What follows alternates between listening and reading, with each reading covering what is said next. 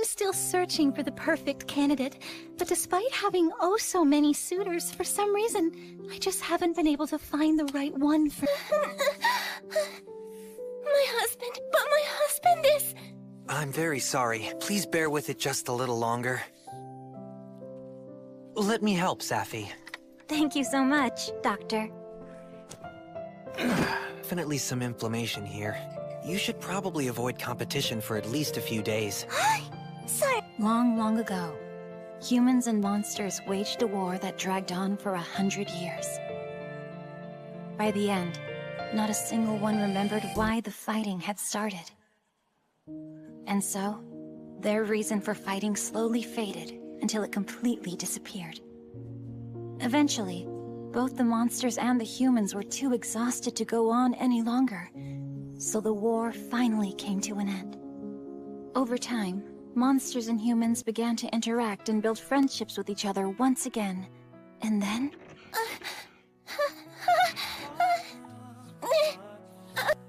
It's diagnostic. Hang in there. Okay. Well, there are no lumps. Let's check your ears. My ears? Oh, okay. Heave-ho!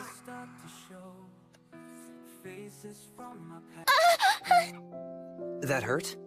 No, but my ears have just been really sensitive lately. I see. All right. Wipey! Zoom! Doctor, please. What do I have? What's making me so sick?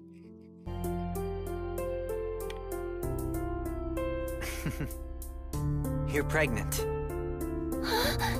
Sirsa! Oh, good! I'm so happy! Oh, my darling!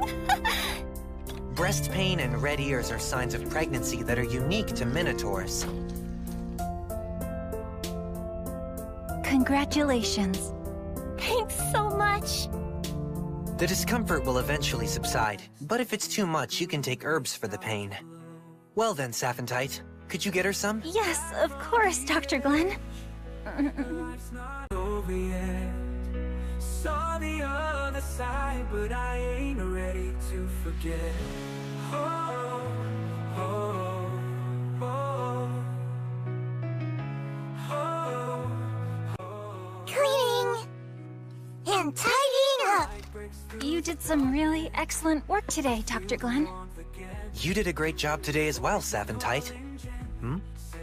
Hey, is something wrong? No, I'm quite all right. I mean, it isn't as if I'm bothered even a bit by you being all alone with the married woman while you're touching her body and making her moan and groan.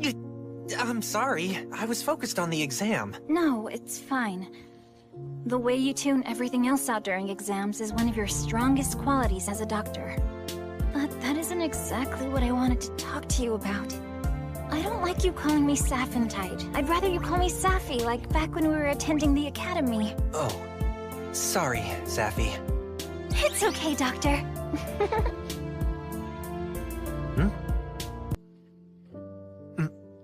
Yes?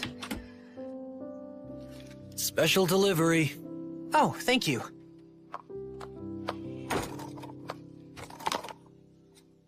The Central Hospital.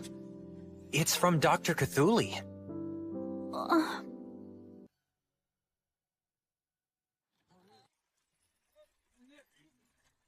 I don't understand.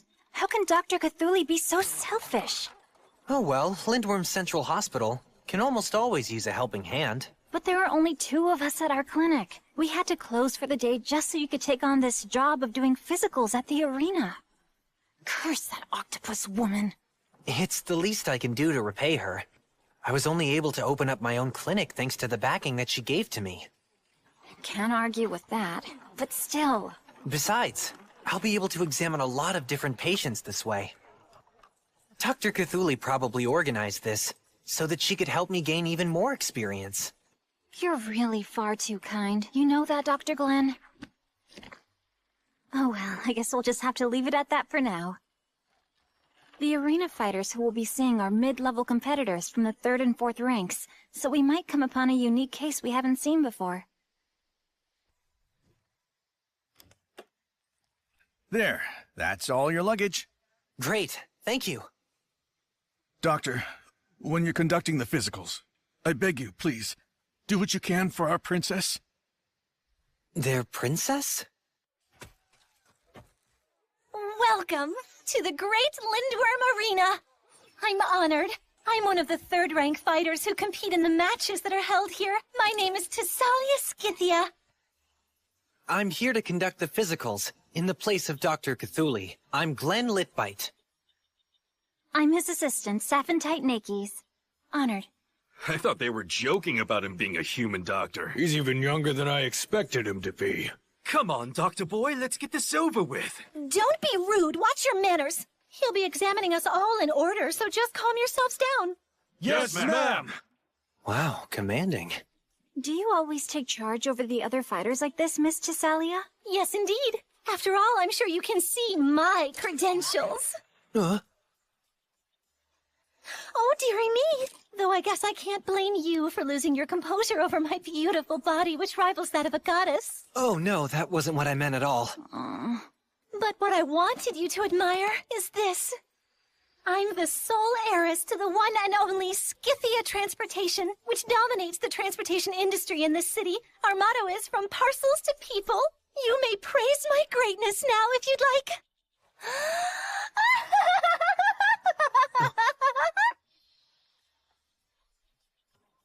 Oh, I see. She's the princess.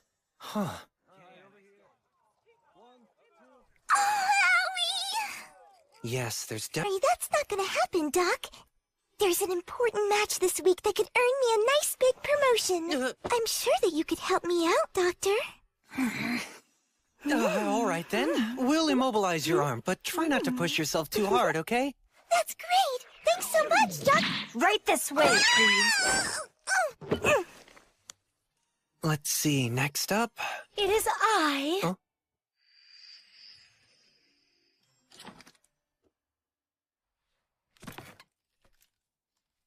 Tell me, Doctor, Oh? do you fancy centaurs like myself?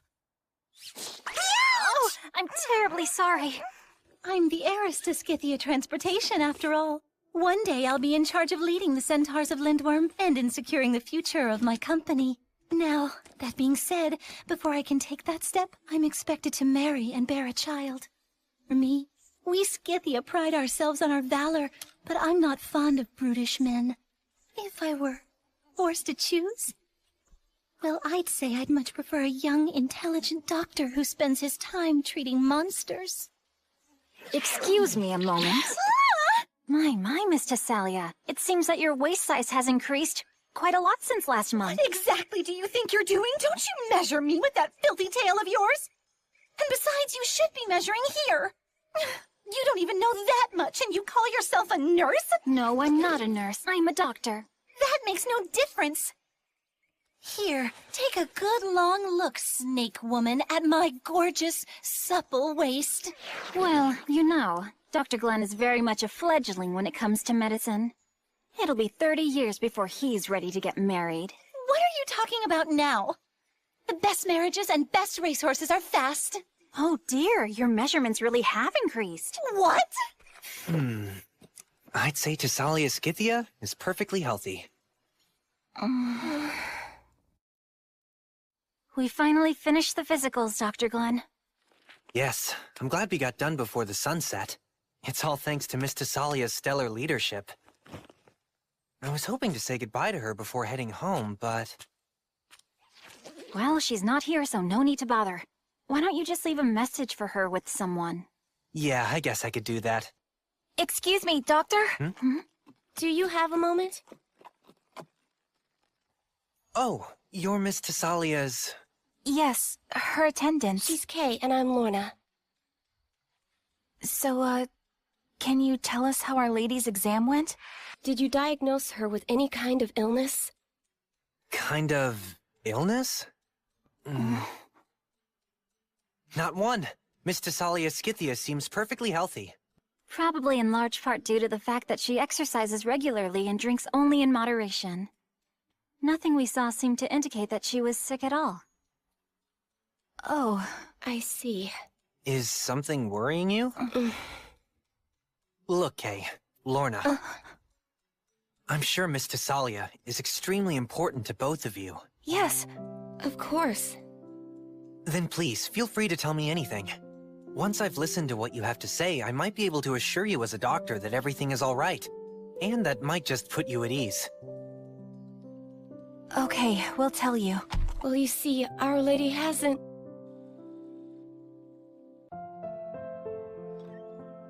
I thought I'd find you here. Safi, you can go to bed. It's so late. I should be the one saying that to you. I didn't see you in your bedroom, so I came here. Staying up late isn't good for your health, you know. I'm pretty sure you've been telling me the same thing ever since we were just little kids. Of course I have. Because we've been friends our whole life, right through the academy. And besides, I'll always be your senior. Guess you know all about me. That's right. You're thinking about what happened at the arena, aren't you? Well, you see, Our Lady hasn't been able to win any matches lately. You mean the ones she competes in at the arena? That's right. Until recently, she was positioned among the highest of the third-rank participants. But her recent string of defeats has been getting to her. And we just have no idea what could be causing it. Not only was Our Lady born into the prestigious Scythia family and is naturally gifted, but she keeps pushing herself, training and working hard every single day, but can't seem to achieve victory. So we thought she might have come down with some affliction. Earlier, they contacted me to let me know that she'd lost yet again tonight. Apparently, she hasn't won a match this whole month. I find that hard to imagine, considering how confidently she presented herself to us. I'm sure that it must have something to do with her pride. She doesn't want to be the one to bring her own problems to light. That may be, but everyone has their good and bad days. It might have nothing to do with an illness. Well, if that's the case, great. But if that's not the issue, then what? What do you say you and I have a drink together, Doctor? Huh? Alcohol? That's right. Hold on, I'll get you a glass.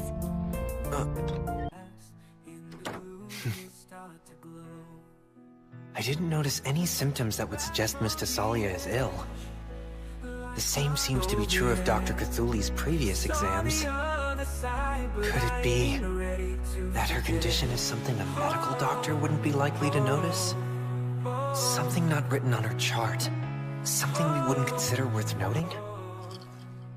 Here you go. Safi, you used ice? Shouldn't we be saving this to treat fevers? It's just a little bit. And if we run out, I'll go and fetch more from the Viver Mountains. But going to the summit and back is a 2-day trip. You really shouldn't get upset over these kinds of things. That's not even a stiff drink. But the effects of the herbs and the ice are medicinal. It'll help you feel less stressed out. So relax and enjoy it.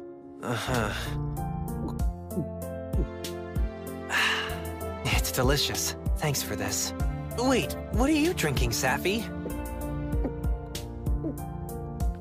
Oh, that reeks of alcohol! Is that Fire Dragon whiskey? Why, yes. It was a gift that I received for helping to complete the physicals earlier. Miss Kay and Miss Lorna sent it here. When did they... Look, that is extremely potent alcohol. More importantly, did you figure out the reason Miss Tessalia isn't performing well? Oh, I can't really say for certain yet, but I'm pretty sure that she isn't actually sick. What then? Doctors can do a lot more than just cure patients who are ill. Uh-huh.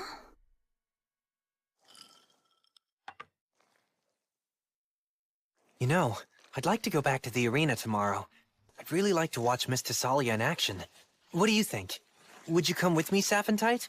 I'd appreciate it. So you really want me to come along with you while you go see another girl? Just what are you thinking asking me that? That's not what I mean. Well, forget it. And I won't let you go either. I don't want that woman trying to court you again. But Saphentite, that isn't really the point. That horse princess's amorous approach went straight to your head, didn't it? Well, it's not fair, Doctor. Not one little bit. You know, Dr. Cthulhu said that she'd never be able to bring herself to forgive me if I ever laid a finger on you. Sappy, this is really tight. I simply won't tolerate any more rivals. Do you hear me? Come on, do you? I'm only going there to treat her medical condition. No, I don't That's trust all. you. Look, Sappy. Yes, Doctor? I could really use your help, and I'd like to leave following our afternoon appointments tomorrow. Will you help me out? Yes, of course I will. I'd follow you to the ends of the earth.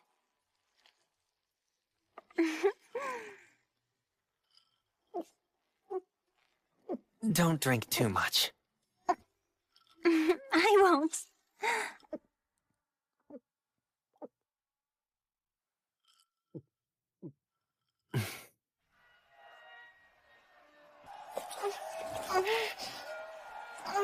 The match is over! The winner is Alice Malaya!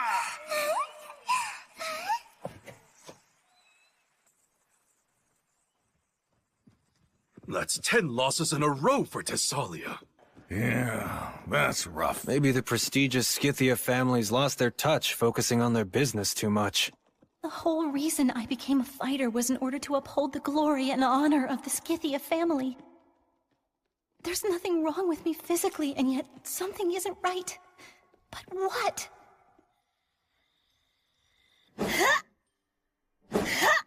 What I need to do is simply train harder. I need to remember how I felt when things went well.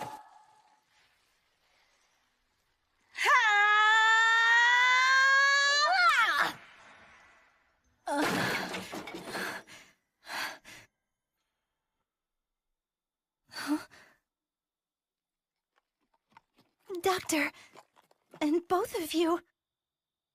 Sorry if we're interrupting, but these two were worried about you, so I came here to tell you why you aren't performing at your best lately. We're terribly sorry, my lady. We realized we were meddling, but we had no choice. No. I feel blessed to have such wonderful and thoughtful attendants.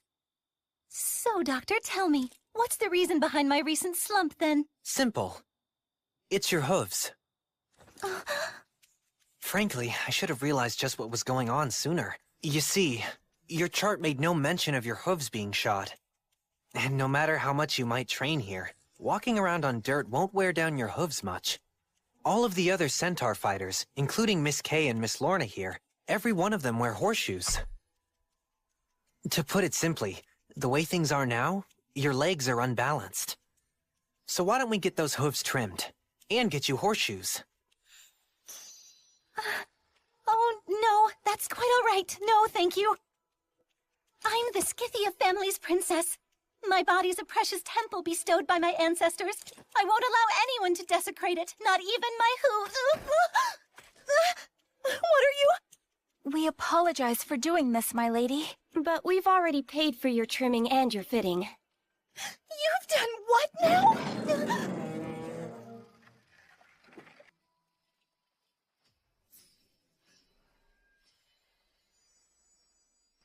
Now, let's get started, Miss Thessalia.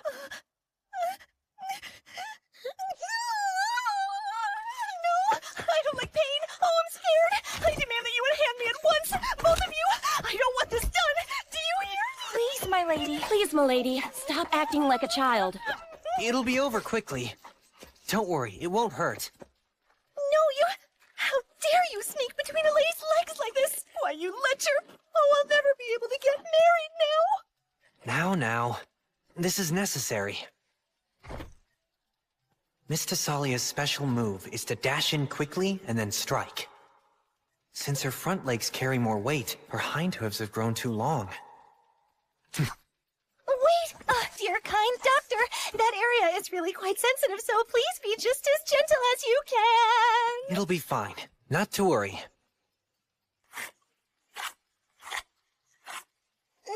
No, you mustn't do that. Not there.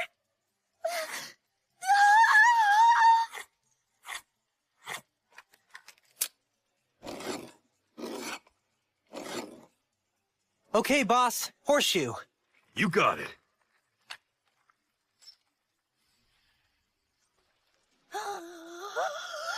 There's no way that thing isn't hot! My lady, please stop! You're going to be fine, I promise! Please, just calm down, okay? My lady, please calm yourself! You're going to accidentally kick the kind doctor!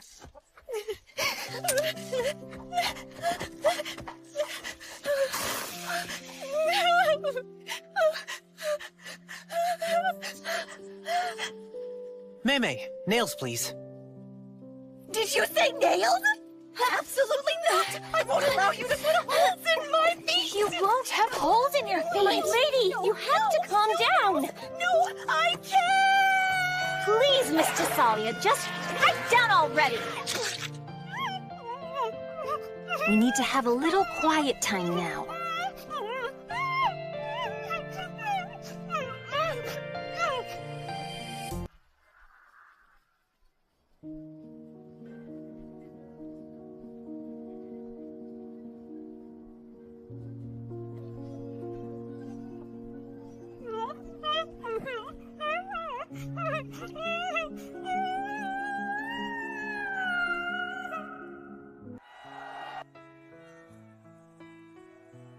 She truly is the Princess of Scythia, and was kind enough to get us such excellent seats for this match. Yeah.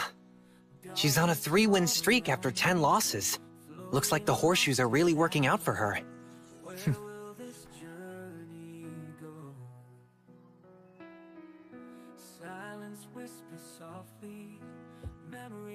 I'm starting to think Dr. Cthulhu is losing her touch.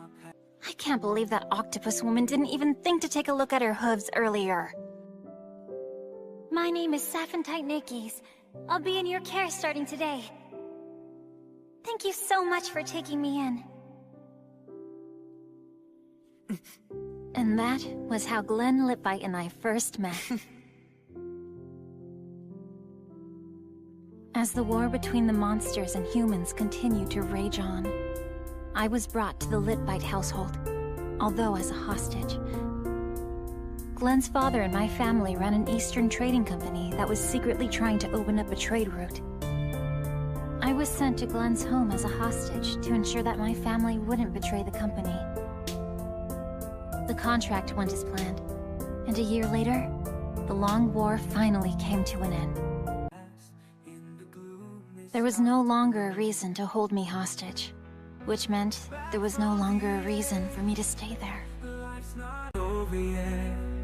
Saw the other side, but I ain't ready to forget.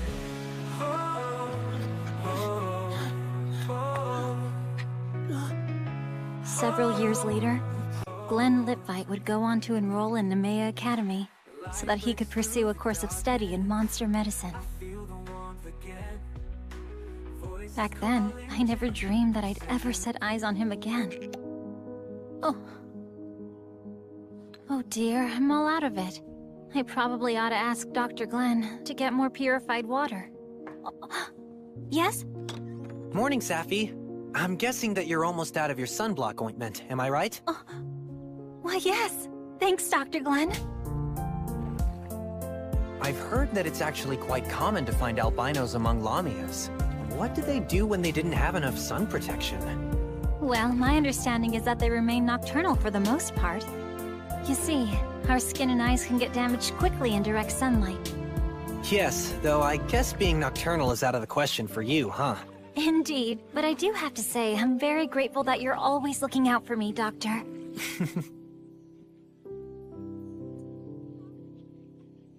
When was the last time we went out together like this? I'm so happy we're both here. When was the last time we went out to buy supplies? I mean, we have been pretty busy with work lately. Beg your pardon, Doc, but this is where I get off. Oh, sure thing. Thank you very much. Of course. I hope you enjoy the rest of your trip. By the way, Safi, just to be clear, we came to buy purified water, and that's all. We're not going to buy anything more than that. Yes, I'm completely aware of that, Doctor.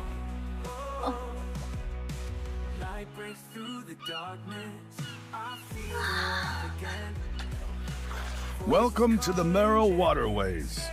So tell me, where are you two headed today? Oh, why to the gift shop on the 3rd Canal, of course, so... Please take us to the 7th Canal. You got it. What did we just talk about, Safi? I don't remember.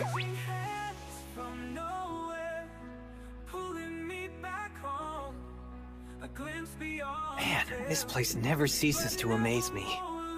The Marrow waterways are incredible. Yes, and I've heard it costs quite a substantial amount to create all the waterways you see here in Lindworm. It must be a paradise for monsters who live in the water. Monsters and humans, working together to create a place for every race to live comfortably side by side. She managed to take it from an idea to an actual reality in only 10 years. Lady Scotty is the city council representative, also known as Lady Draconess. Can you please make a stop at the next shop? It's been a while, huh? Okay, purified water, rubbing alcohol, and vinegar. Well, this ought to hold us over for a while. Can you take us to the gift shop next, pretty please? So we're going? Oh, come on. We won't be back for a while. And we're so close. It'd be such a waste if we just went home now. Well, I suppose that you do have a point there. Wow, look at that Marrow glassware, Dr. Glenn. Hey, why don't we buy some new drinking glasses? Oh, look at those candelabras. Beautiful. Please, Safi, just calm down. But how can I possibly stay calm? Shopping here is a once-in-a-lifetime chance. Just like water never flows backwards, you really only get one opportunity to buy things here. I just gotta take full advantage.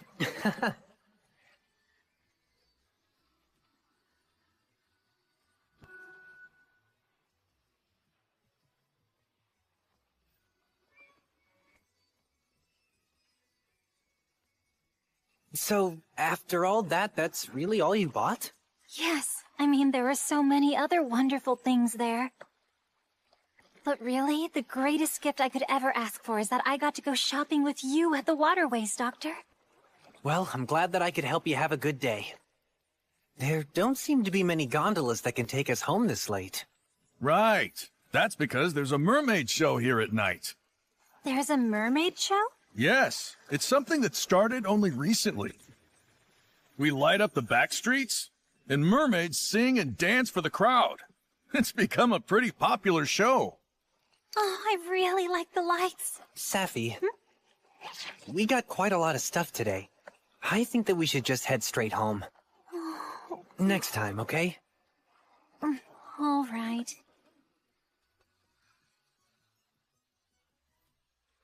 Hey, you guys on that gondola! Hold up a second! Oh, were you talking to us? Yeah, you two! The seriously beautiful couple over there. You should both come by my shop! Oh, she just called us a couple! She's making me blush! Hey, pretty Lamia lady! You're perfect for that handsome guy. I bet you're a great wife and an even better mother. Dr. Glenn, we have to stop by here. She's clearly a very nice girl. You do know that you're not a wife or a mother, don't you? I agreed that we'd skip the mermaid show. Stopping here for a little while won't hurt. All right, we'll stop. Welcome to my shop, then. My name's Lula Lahaine. Good to meet ya. So what exactly are you selling anyway? Why, my singing, of course. One song is 3 coppers. What do you say? Great deal, right? Oh, I see. A mermaid song, huh? Well, Dr. Glenn, what do you think? Safi! You have some nerve staring like that at a mermaid girl as young as her. What could you possibly be thinking, Dr. Glenn? You've got it all wrong. That wasn't what I was... Listen, I'll admit that she does have a very nice tan. Guess you prefer that to a woman who's ghostly pale, because she can't be in the sun for too long. I never said anything like that. Hey, so, are you guys even listening to me? Oh, that's right. Hey, you want to know something?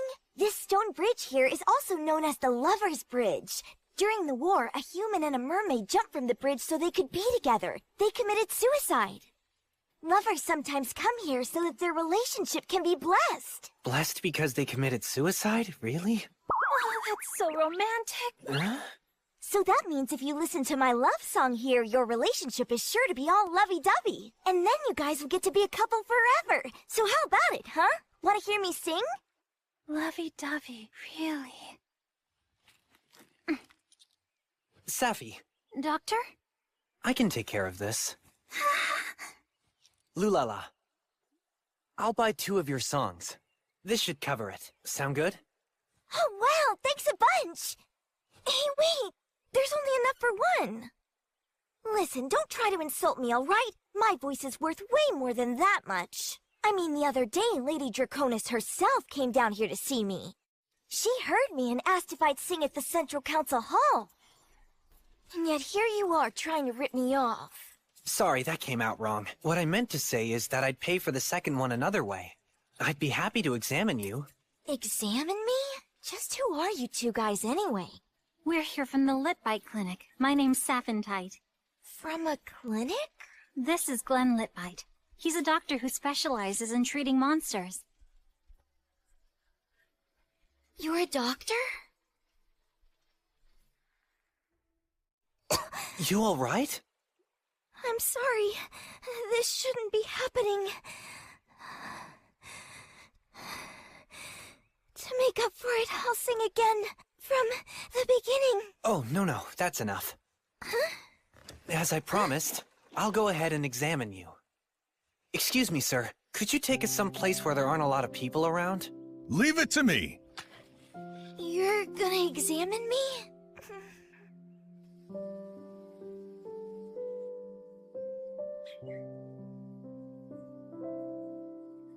The current seems much faster here. Yes, we'll be carried away if I'm not careful, but no other boats should come by. Please, take all the time you need for the exam, Doctor. Oh, thank you so much. Doctor, there's nothing wrong with me. I don't have the money to pay you, and besides, I stopped in the middle of my song. You already paid more than enough for the exam. That song you sang? It's worth a lot more than only 3 copper coins. Well, I guess that if it's for free...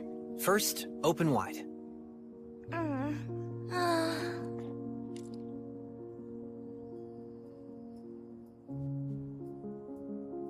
There's definitely some inflammation. She's been enduring this much pain while singing? Next, your chest. My chest? No way! Shameful! Dr. Glenn, you really need to work on how you word things. Sorry. I just need to hear your breathing. Oh, alright. Deep breath. I don't hear any problems with her breathing, so the problem isn't in her lungs or her trachea. I need to see your gills now. Okay. When in water, mermaids normally breathe using their gills, and then switch to their lungs when they're on land. So why are her gills open even though she's on land right now? Is it alright if I touch them? Oh, sure. So does it hurt at all? No, it doesn't really hurt, but it does feel sort of warm. Sorry. This will be over soon. You see, humans have a higher body temperature than mermaids do.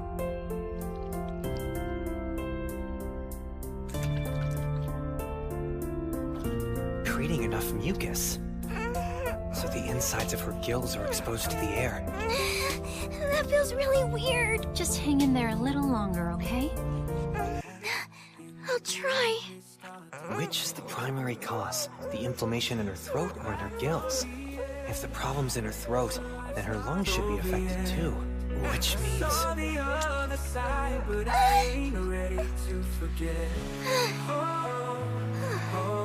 the primary cause must be...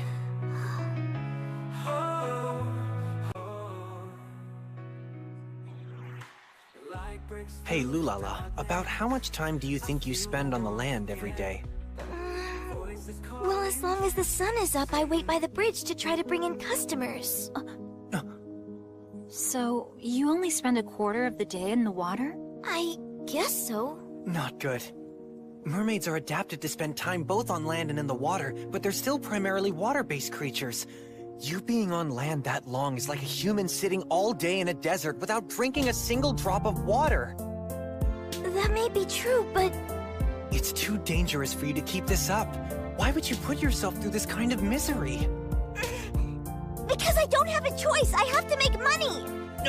My dad swam off somewhere and left just my mom to take care of us. I'm the oldest of 4 siblings, so it's up to me. I have to work really hard. The waterways get a lot of customers, so I have to use my voice to make money here, or we won't...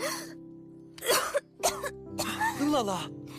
Sorry, No need to be worried. The doctor isn't mad at you. If I can sing in the Central Council Hall, then I'll be able to earn a lot of money. But till then I have to earn a living here in the waterways instead. No matter what, I gotta keep singing. Let me tell you what I've determined. You're sick. The inflammation. There's a lot of it in your gills. Johan! Mom! Someone, please! Please take us there, as fast as you can. No, I can't. If I do that, this gondola will be swept away. I'll go! Lulala!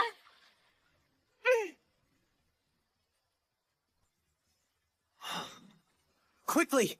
Get us to the shore!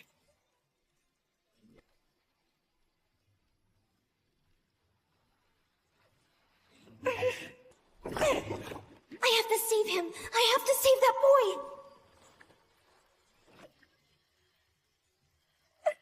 Johan! Johan! Don't you worry, ma'am. I'm sure that he'll be...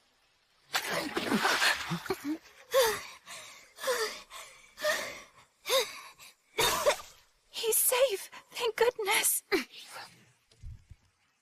We need to do CPR.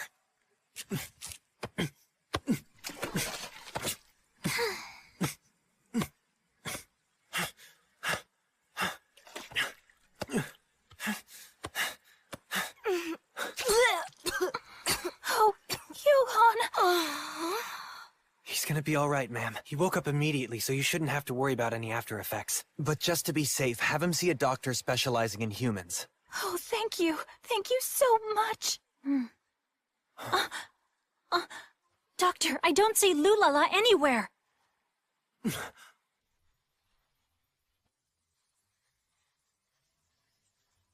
Dr. Glenn!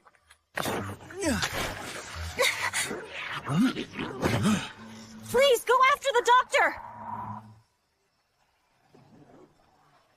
It may seem strange, but there have been cases where mermaids have drowned.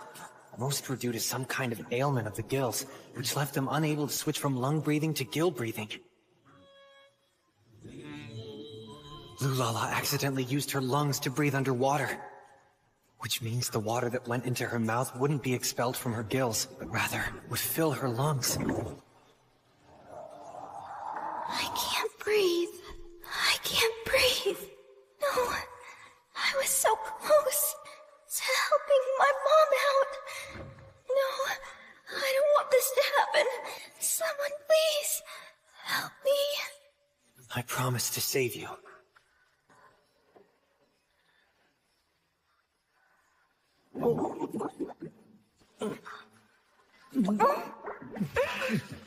I have to clear out the channel inside Lulala so that water can get through. If I can do that, then she should be able to switch over to breathing through her gills. There!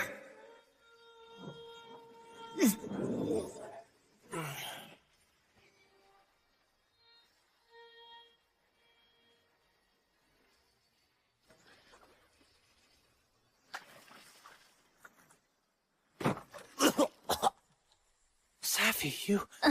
I gotta tell you, it certainly wasn't easy lifting the both of you out of the water. You're a lifesaver. Honestly, you just dove right in there without saying a word. Did it occur to you that I might be worried? Sorry. You can lecture me all you want later. Lulala, are you in any sort of pain? Any at all? No. I don't think that I am. How long are you gonna keep hugging each other? Sorry. Back off, please. I was just worried about her. That's really a separate matter. Thank you so much! Thank you all for coming out! I'll be singing again at noon, so please, come back for the show! What a beautiful song. She's awesome. Huh? Hello, Lulala. Great show. Hello, Miss Safi. And Dr. Glenn. So tell me, how have you been feeling? Have you been using the moisturizer we gave you? Yeah, I've been doing great thanks to that. I've also been using the cough drops that you gave me before I sing. And I promise you guys that I'm not gonna cause you any more trouble. Not like the last time.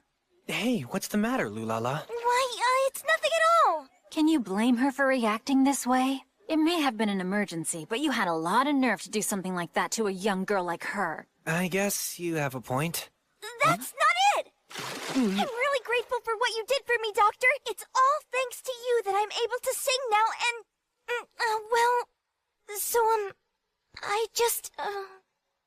I'm just relieved that you're doing all right now, Lulala.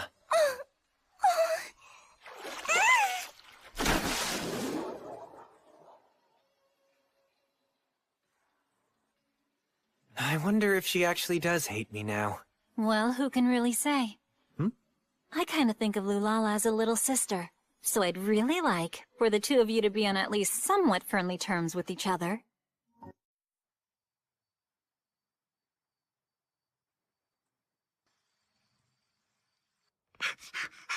Hold it!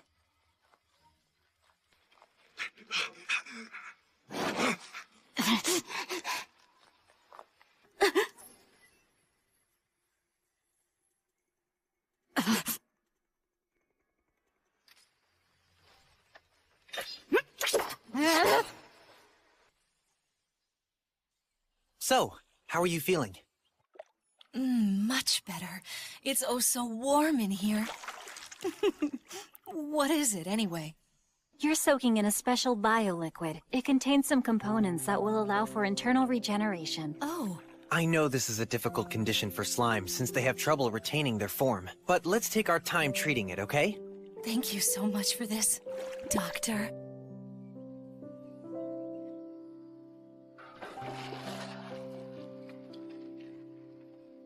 I hope you have a wonderful day. You take care! Looks like it worked great. The bioliquid seems to have been a perfect match to the patient. Being inspired by hot spring therapy? I'm quite impressed, Dr. Glenn. Well, I couldn't have done it without your help.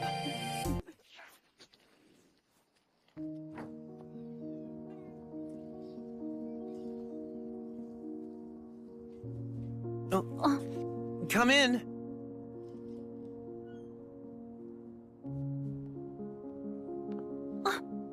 Hold on, you're... Lindworm City Council representative, Lady Scotty Dragonfeld? Here? It's founded after the war between humans and monsters had come to an end. There's no other city where humans and monsters interact with each other as much as here. And it's said that no city has become so prosperous in only 10 short years. The main figure behind this growth is a member of the rare dragon race and is also a city council representative, Scotty Dragonfeld. This city wouldn't have prospered so much if it weren't for her efforts. In both name and substance, she's the city's most powerful person. So, what brings you here today, Lady Scotty? Is there some way we can help you?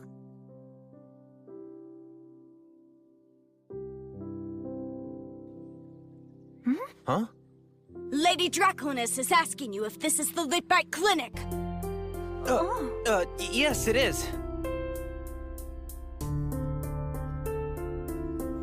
My name's Kunai Zeno. I'm Lady Draconis' attendant and bodyguard. I see. I shall relay Lady Draconis' words to you, too. You should be honored to hear the wisdom that she chooses to share with you. Show some respect and rejoice! Well, it seems that the rumors I've heard really are true. They say that Lady Scotty's bodyguard is overly devoted to her. You there! Silence! Listen well. My trusted bodyguard lost her right arm during a battle against a group of bandits recently, and we're currently uncertain of where the arm is located. So, when you say your bodyguard... You're talking about yourself, right? This is complicated. Therefore, I'd like you to locate the arm and use your suturing skills to reattach it, Dr. Glenn. She just said. Do you understand? You said earlier there was a battle? She successfully chased down some bandits we'd been pursuing but fell into a trap. Kunai here took on 10 of them before she was forced to retreat. But she dropped her arm somewhere along the way. I'm sorry, Lady Draconis. I think that I understand the situation now, but may I ask you a few questions for clarification? You may ask me anything, my lady says. But don't assume you can ask anything you please, physician. Make sure you remember your place. First of all, why did you come to my clinic? It was my understanding that Lady Scotty is very close to my mentor, Dr. Cthulhi. So wouldn't you have been better off going to the Central Hospital? I went, but she turned me away. She told me that one of her most reliable students had his own clinic and that I should go there. Ah, so she's being difficult again. Oh, curse her. For the exam to be effective, I'm going to need to know exactly what kind of monster you are, Miss Kunai. From the looks of it, you don't seem to be a zombie or a ghoul. Kunai isn't a monster. She's human. Or was originally. She's actually made from parts of human corpses. She is a flesh golem. I hear she was the experiment of an ambitious doctor from the Far East. An experiment? So are you telling us this doctor tried to create life? That is why. Kunai despises all doctors. I don't want your services, physician.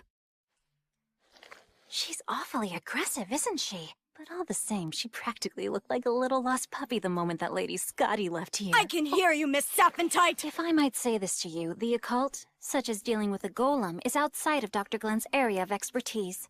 We conduct scientific examinations based on clinical tests and observations. Is that okay? I never expected much from you. All Lady Draconis wants from you is your ability to suture my arm back on. But, as I've said time and time again, I don't trust doctors, so I don't want your help. I understand how you might feel, but this is a request from Lady Scotty. I'd like you to help me find your right arm so we can reattach— And I'm saying I don't need your help. I'll just find it myself. Since I have my other arm, I'll reattach it. Lady Draconis ought to be far enough away from here by now. Sorry to waste your time.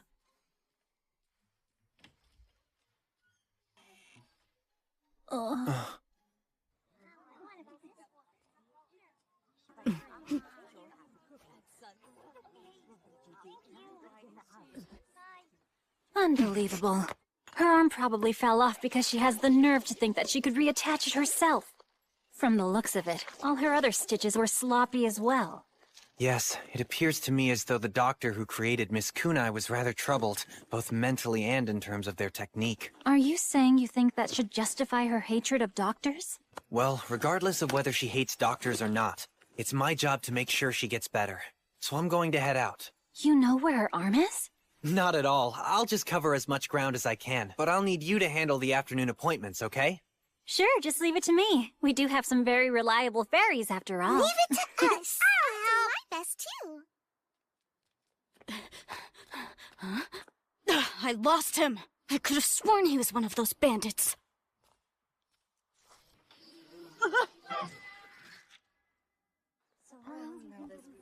I said I'd look around, but I've no clue. Not even one. In hindsight, I should have asked where they had fought. But she would have just yelled at me. But it would be a lot easier to look around with Miss Kunai's help.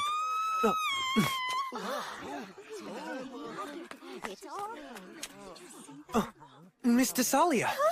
Oh, Doctor! What's going on? Just look!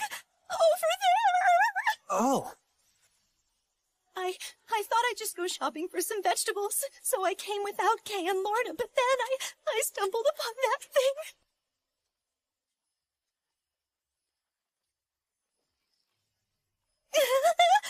It's been cut along her thigh muscle. No, actually, this cut's an old one. Her stitches must have ripped from a strong impact. How can you be so calm? There's clearly been a murder. Call the police! There's nothing to worry about. You see, this is Miss Kunai's leg. Kunai? Wait, hold on. Are you talking about Kunai Zeno? Wait, do you know her?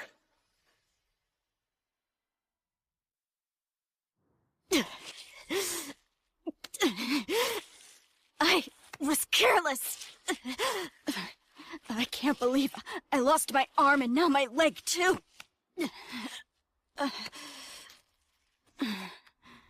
I've got to find them both and get back to work, or I'll never be able to face Lady Draconis again.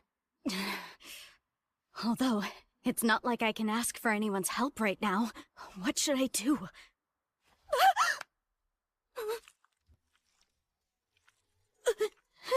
Who in the world could be doing that? Who is feeling up my leg? Oh, please, please stop stroking that spot so gently. Stop stroking that spot like that. It's too sensitive. Kunai Zeno's a former fighter who holds the record among the first rank for the most consecutive wins in the arena. People noticed her accomplishments, and she was appointed as Lady Scotty's bodyguard. It's hard to believe someone like her could be defeated. Well, perhaps she was simply caught off guard. She was already missing her right arm, and from the looks of this, her stitches were badly degraded. Doctor, should you be touching that? Observation's a necessary part of my job. It's detached, but it still moves. Maybe her body parts aren't actually dead. Maybe they have a will of their own. How are you so calm about this? It's just my job. When I was a student, well, I had to study many different types of bodies, both monsters and humans alike. I've always known there are peculiar folks in this city, but you just might be on a whole other level, Doctor. Oh, sorry about that. I guess I just become very focused when it comes to my work. It's fine. Makes me like you even more. It's just Yeah, what is it? the way that you keep on fondling her leg like that. You almost appear to be a disturbed pervert, good doctor.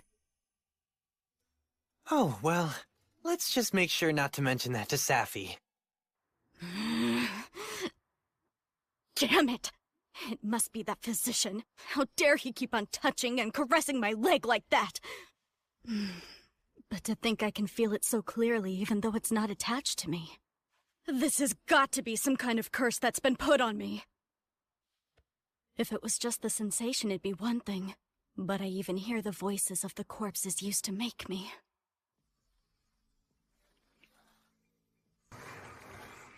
I want to serve a worthy master. I want them to acknowledge. I want to fall in love again. You're too loud! No, stop it! Just be quiet, all of you, please!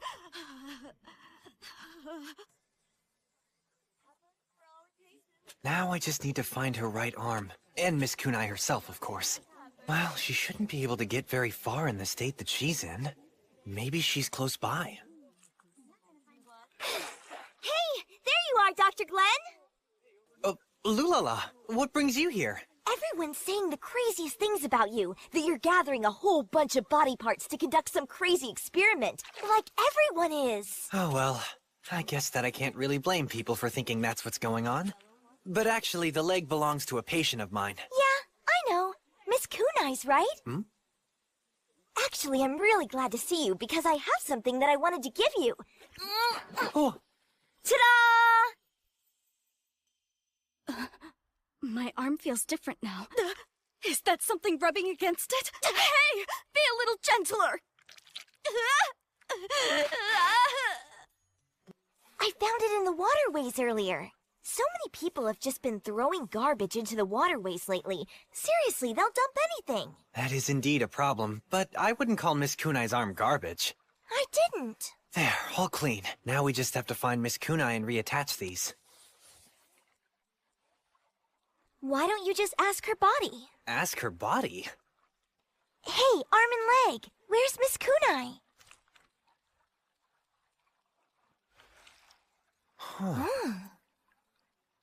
Guess it never hurts to try. Right?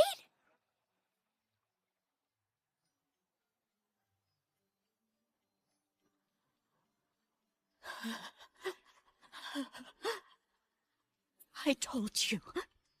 I keep on telling you that you have to stop touching me. Curse you, physician. I've been looking for you, Miss Kunai. Oh, so it's you! Lucky you, I found your arm and leg. Well then, I'll reattach them right now. I don't need any help from you, got it? So don't you touch me! Oh, I'm afraid I've already touched you quite a bit.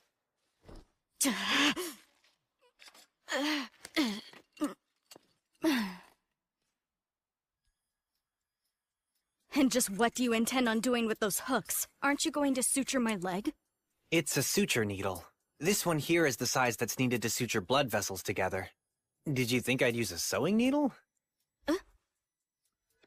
Seeing your old stitches, I came to realize something. Whoever the person was who created you, they're far from being anything close to a doctor. That doesn't matter to me one bit. But what do you mean by suturing blood vessels together? I'm going to connect your blood vessels and nerves. It appears that your tissues aren't actually dead, so we can reconnect a lot of your blood vessels. Although, since you don't have a metabolism, I'll need to leave the sutures in. Come on, that's not necessary, just sew my muscles back together. I'm a flesh golem, which means that this body functions differently than one that's alive. I don't need this. Do you really think that? I'll admit, I'm not entirely sure what makes flesh golems move, but we mustn't be so negligent about how your body is constructed. If we don't connect things properly, it's like those parts will belong to someone else. Someone else? You mean...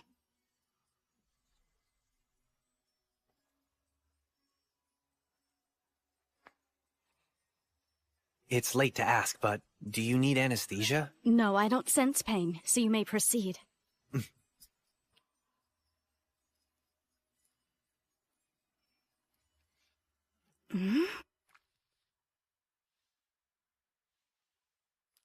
Apparently, the way my name is written in the Far East, it means no suffering. Yes, I know. I'm actually from the Far East myself. You see, the name Glenn comes from Guren, which means a crimson lotus flower. Interesting. My creator told me I was a perfect person that would experience no suffering. If I couldn't feel pain, I couldn't suffer. That's why, physician... No, Dr. Glenn, you don't need to be so delicate with me. Okay, your blood vessels are done. And next, let's reconnect your nerves. Why would you do all this? Because I'm a doctor, and it's my job to do everything that I can to help my patients get better. Plus, someone who doesn't know suffering wouldn't look like they're suffering as much as you do. There's an old saying my mentor, Dr. Cthulhu, always used. The fact that you're able to suffer means that you're alive. You're alive, Miss Kunai. A doctor's job is to ease the suffering, even a tiny bit, that we face because we're alive. I can't get rid of it all. I can only try to reduce it. I see. I never knew there were doctors like you. Well, I like to think that I'm not the only one out there like this.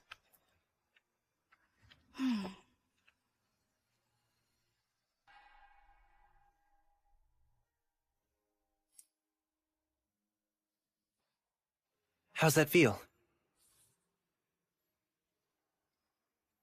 Good, better than it's ever been before, really. Very well done, Doctor. I'll get right to work on attaching your left leg. I should be done with it before the sun goes down. Is that so? Oh, all right then. Huh?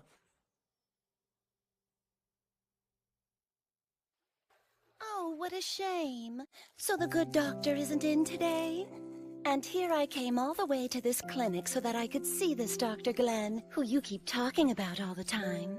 Yes, it really is unfortunate. Oh, stop it. Don't be so cruel.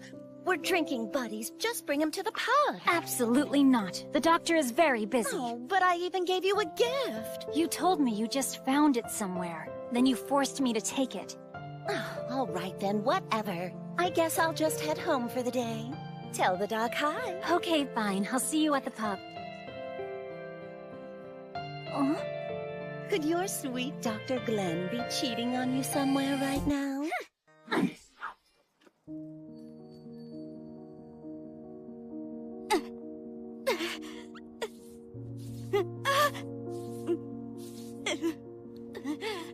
Miss Kunai, I'm sorry to ask, but could you lift up your skirt a little bit more?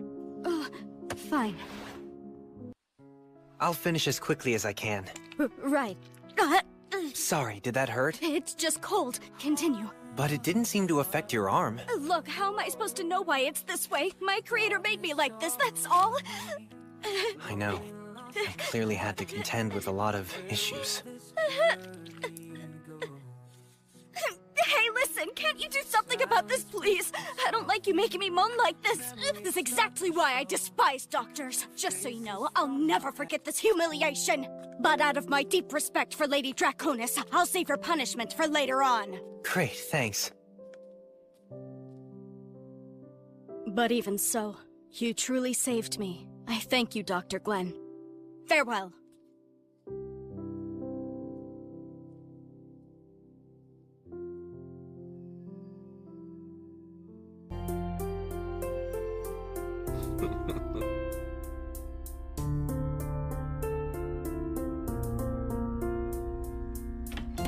I've returned. Welcome home! Where's our milk? Sorry, I'll get you some right now.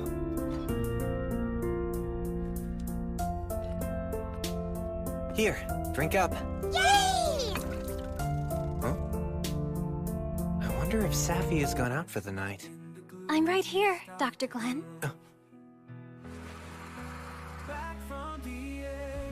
Safi? Doctor, would you please take a look?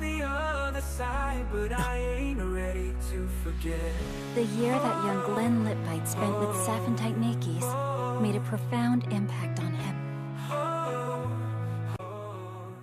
As a result of that time, he became very interested in monsters and how they lived, and eventually, he'd become the first human to live in a monster dorm. Hello? I'm supposed to be starting here today. My name is Glenn Litbite. Oh. It was quite an unexpected reunion. Then, a few years later, the two of them would leave the tutelage of Dr. Cthulhu Squell and open up the Litbite Clinic together. However, well, it certainly appears that I have become pregnant.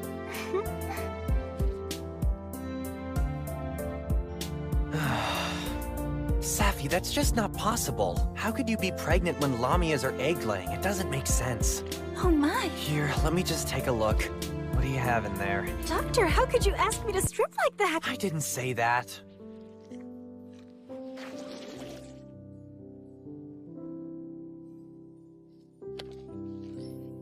An egg? My friend found it on a street corner of all places and brought it here to me. I couldn't just leave it be, so I decided to warm it up a little bit. I don't think this egg's been fertilized. I'm fairly certain that this came from an ovulating harpy.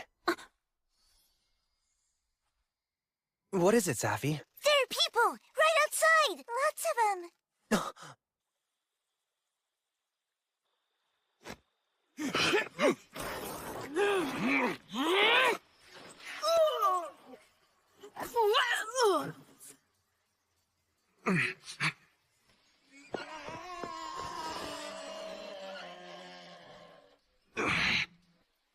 Breaking into our clinic at night?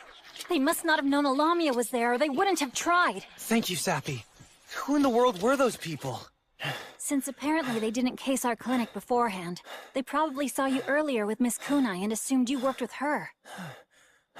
You think those guys were the slavers? The ones that were after Miss Kunai? Yes. They might have been planning on taking you hostage to get to her. As if I'd ever let anything like that happen to you! Okay, Safi, take it easy. I guess we won't be able to return to the clinic tonight. Wait, the Central Council! If we explain everything to Miss Kunai... That won't be necessary. Miss Kunai! I heard from the patrols that several of these guys have been spotted over at your clinic. Glad to see you're both safe. So they were the same guys. That's right. They're the slavers who we've been after. They've been illegally trafficking harpies. Illegally trafficking? You mean... Yes. They kidnap harpies and force them to lay eggs, which they sell to humans with, shall we say, questionable tastes. Awful. If that's the situation, is this one of theirs? Yes, I'm certain it is. Once they figure out you have one, they'll come after you. Miss Kunai, we wish to request protection from you. Can we commission the Council's patrols? Sorry. Unfortunately, that's out of the question!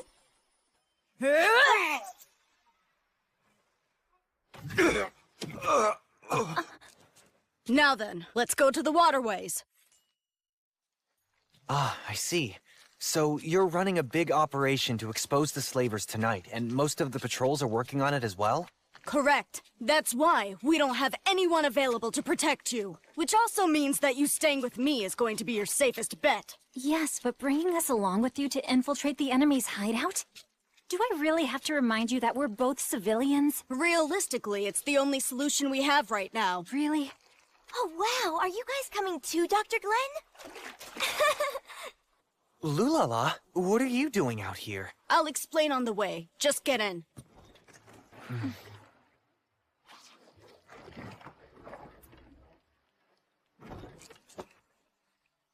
Lady Scotty. Well, all right, here we go.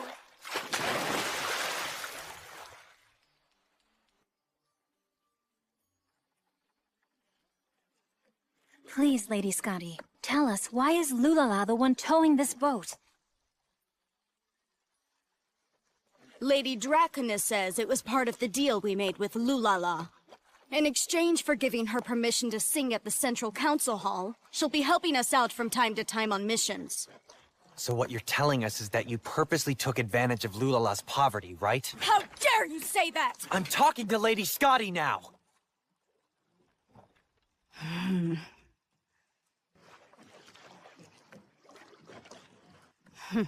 She says she can't really deny that.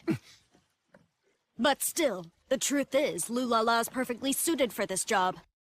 Since she's often at the Central Council Hall, it's only natural she'd come into contact with us. That's the reason why our numerous meetings regarding these attacks went unnoticed by the slavers. She's being rewarded handsomely for her help. I'm sure Lulala herself is satisfied with the deal. Nonetheless, she's still only a young girl, and she's just gotten over being sick, too. As her doctor, I can't let her take part in a dangerous— Hey, chill out already, will ya? I appreciate you being worried about me, but like Miss Kunai just told you, I agreed to help out with this job. And Lady Scotty said I can swim away if things get dicey.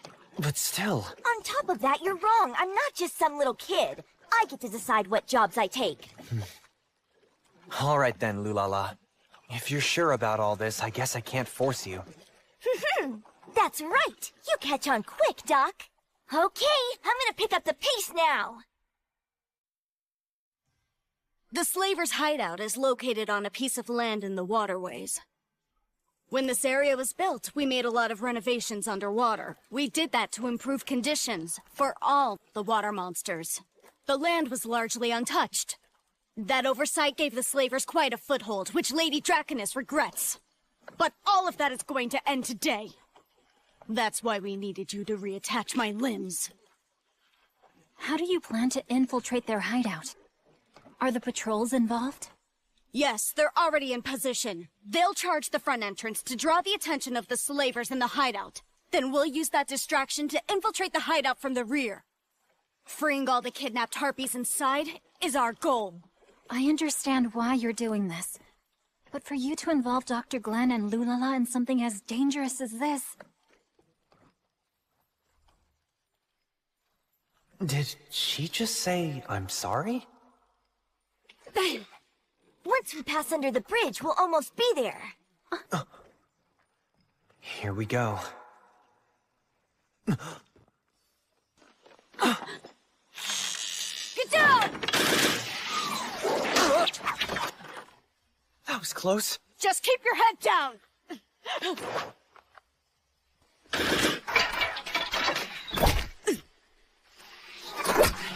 Miss Kunai! Don't worry! I don't feel any pain. I know, but if this keeps up... Huh? Well, Doctor, it seems you're in quite the predicament. Honestly, I went all the way to the clinic to set a date for our betrothal, but it had been ransacked by ruffians. I followed their trail and found bandits with bows and arrows. I'd bring shame upon the noble name of Scythia if I didn't wield my lance against them! Miss Thessalia! That's enough talk! And your betrothal's on permanent hold!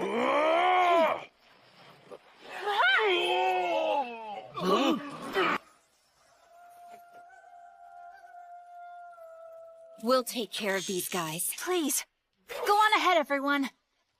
Thank you so much. And please, stay safe.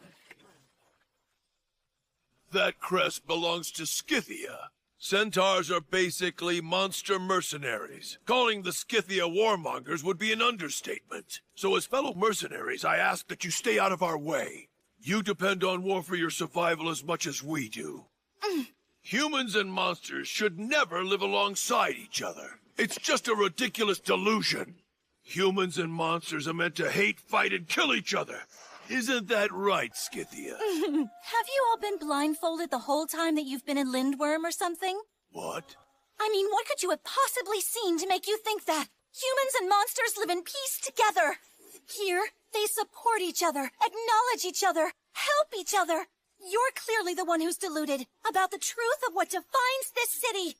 Silence! We are proud mercenaries who have no time Then to— you'd better get rid of that filth you call pride! Huh? Why, you stupid horse?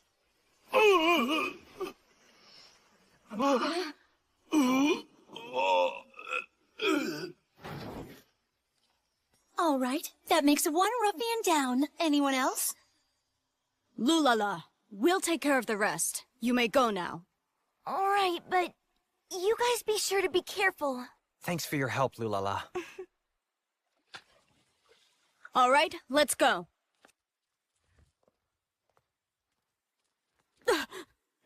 So you really showed up. Guess I should have listened to my gut feeling. But to be frank, you guys should have made a run for it earlier. I assume you're the slavers' ringleader. Can't say I remember dealing with any slaves. The only thing we've been doing is buying and selling the eggs of monsters. Unlawful occupation of the waterways, kidnapping and imprisoning harpies, unlawful trading of eggs. You've got a lot to answer for. With no wars going on, what do you expect us to do? As mercenaries, we simply had no choice but to get involved in crime in order to survive. I'm sure the council wouldn't mind hiring some of you to help out with construction. Of course, you'll be paid just what criminals like you deserve. What a joke! Like you!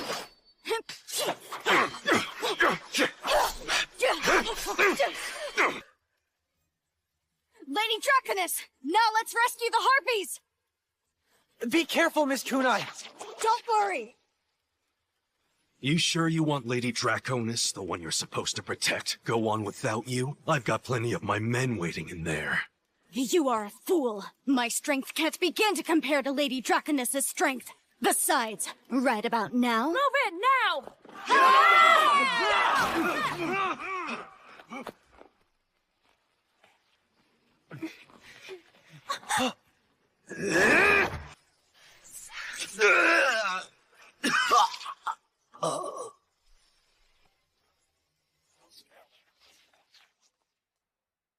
Is this it?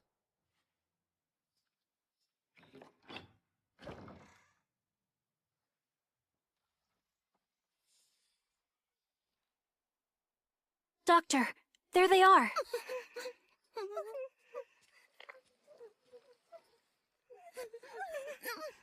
Please don't worry. There's nothing to be afraid of. I'm a doctor, and we've come here to help you. You're a doctor? You really came to save us? Yes. You're all safe now. This place is cleaner than I expected. And since they're in the waterways, they must have had a chance to bathe. But their wings aren't getting enough oil, and it's clear that they've been losing feathers. Their emotional distress must be tremendous. Poor things. Excuse me. Her stomach, it's really been hurting.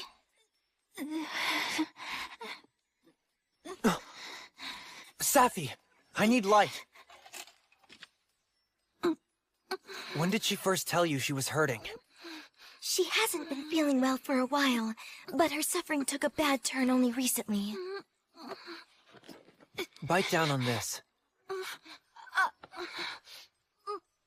I'm going to feel your stomach now. Raise your hand if you feel any discomfort.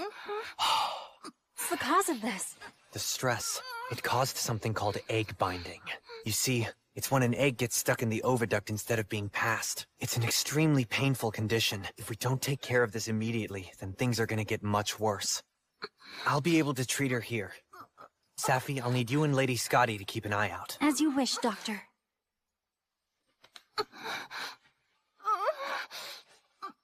Okay, I'm going to massage your abdomen now. But don't worry. Right now your body is trying to lay an egg. Stay calm. Doctor, the bandits are here!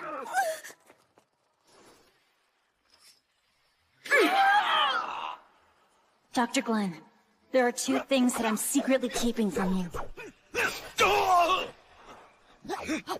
The first secret is about my illness, which is completely incurable. And the other secret is about my lineage. For generations, the Nakes clan specialized not only in pharmaceutical medicine, but also in poisons and assassination techniques. If the negotiations we're holding with the humans end up falling through, then you must be the one who slays the Litbite family. I trust you're up to the task? Yes, I am, Mother. Thankfully, that never happened. But if the situation had been different, would I really have been able to slay the Litbite family? Would I really have been able to kill Dr. Glenn?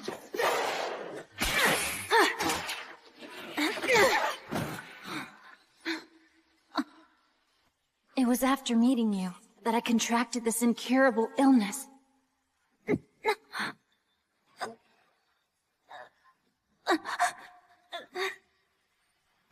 Oh no, it was poisoned.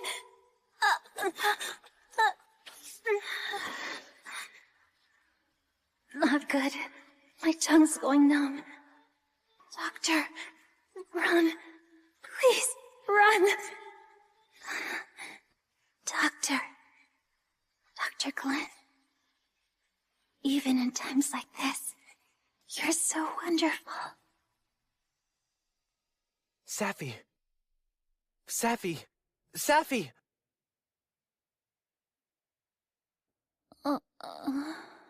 Thank goodness. You weren't responding to me, so I was beginning to worry. But, Doctor, where am I?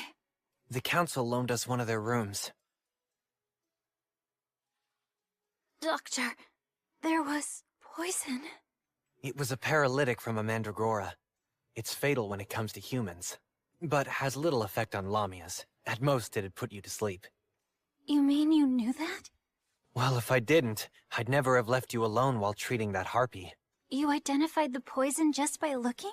They weren't expecting to fight a Lamia, so they couldn't have prepared for it. There aren't many poisons that work on your species anyway. I know that I can lose sight of things when I'm treating a patient, but I'm not that oblivious. The authorities have arrested all of the slavers. Everyone's safe now. Oh, right, and the harpy I was treating was safely able to lay her egg. And thankfully, her oviduct was fine as well. Oh good, I'm glad to hear that. Doctor, if you were able to notice the poison, then you must have also noticed the way that I was fighting. Yeah, I did.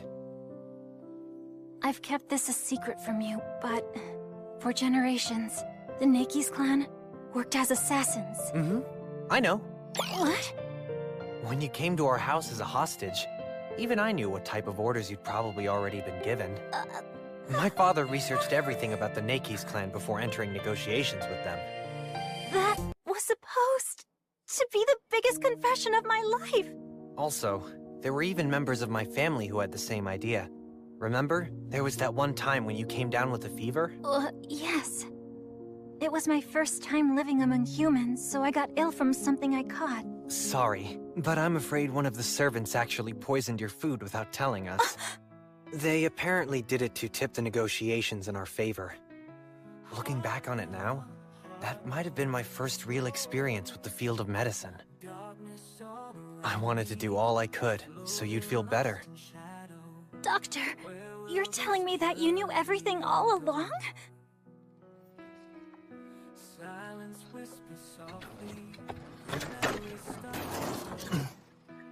Good doctor and Miss Safi. Please just bear with us for a little while. Scythia Transportation is definitely going to get you to your destination, and you'll arrive safely and on time. It's great Miss Tesalia had plans to go to the Harpies village too. I guess from here on it's nothing but smooth sailing, or rather smooth riding. Yes, she's a lifesaver. but I mean really. To think that Octo-Woman's demands would get this ridiculous. I don't even have the words for all this anymore. I mean, we've only recently been able to reopen the clinic again. Well, I was pretty surprised by it too. I didn't foresee her suddenly sending us to do checkups at the Harpies village. But I'd like to see how she's doing. Her name is Illy, right? I heard that she was taken back to the village with the other Harpy girls, but she has no family there. According to Lady Cthulhi, she lost so many feathers that she can't fly anymore. If so, we can't just sit by and do nothing.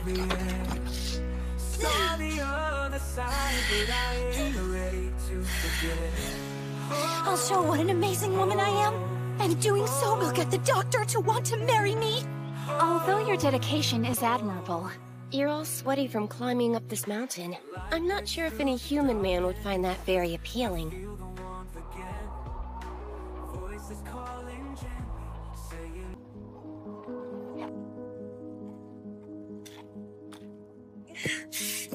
Huh? What's that noise?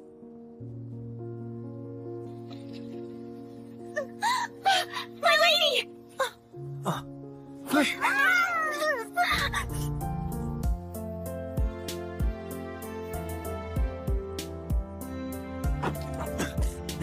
Miss Thessalia! Are you alright? Yes, I'm just fine.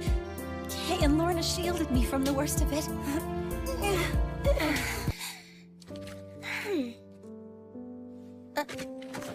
Kay, you...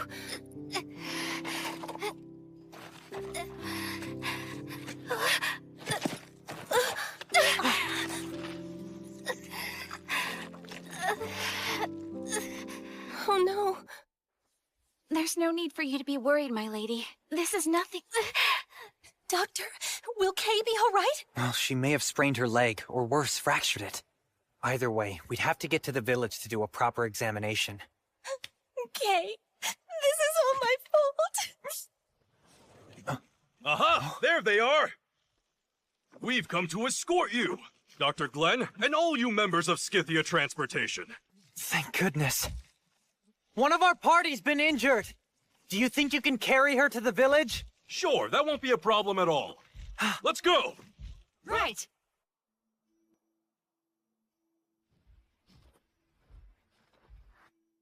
Kay.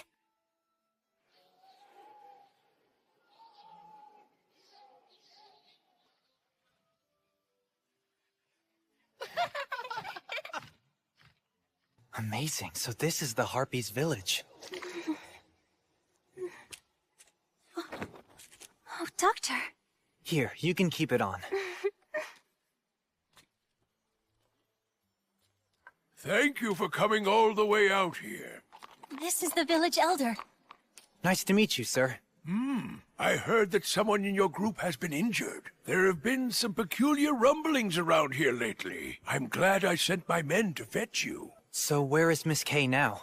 We delivered her to the village guest house. We'd been preparing it for your stay anyway. So if you'd like to head there, you can begin examining her immediately. Great. Thanks so much. We'll go check on Miss Kay. What are your plans, Miss Thessalia? There are some things that I need to discuss with the village elder. It's about business. Lorna, please accompany the good doctor. I'm quite worried about Kay. Yes, of course. As you wish, my lady.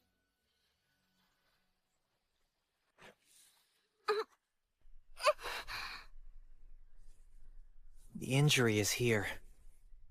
Well, that's a relief. I'm sure it hurts, but we're fortunate that it's just a sprain. Although, I recommend you get as much rest as you can. But if my leg isn't broken, then I think I could walk. Ow! If you move around too much, it's just gonna take you longer to heal. Please, just stay put, Miss Kay. We'll get you some compresses and painkillers. Thankfully, this village seems to have natural hot springs, so I asked them to bring you water from there. But for now, please relax and get some rest. But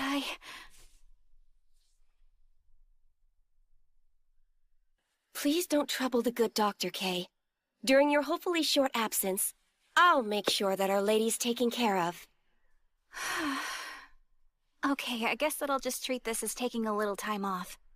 I'm counting on you, Lorna. Yes, of course. You can just leave it to me. How much longer are we gonna have to wait? There, that should do it.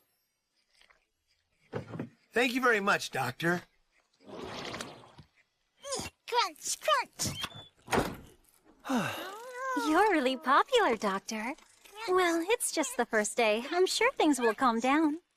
Yes, let's hope so. Huh? Thank you for saving us when we were captured. I'm glad you all seem to be doing well. But, where's Illy? She says she doesn't want to see you, so she didn't come.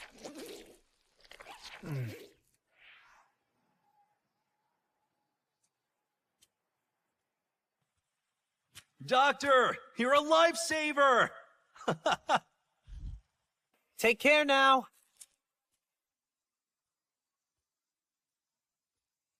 Oh.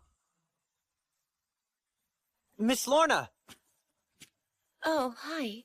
It's good to see you, Doctor. Why are you out here all by yourself? Oh, no, I'm not actually. My lady's with me. But, I don't see Miss Thessalia anywhere. It appears that we've gotten separated. What'll I do with her? So, how is Kay doing? She seems to be just fine. She's been sleeping and reading books at our temporary clinic. The hot spring water seems to be helping. Good. I hope that it isn't too rude of me to ask this, but, what exactly is your relationship with Miss Kay? Does it bother you? Both of us are war orphans.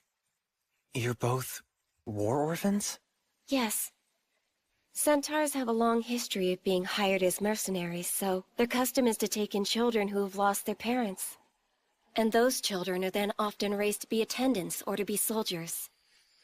In the case of Kay and myself, the Arte family took us in, and they were already employed as servants to the renowned Scythia family.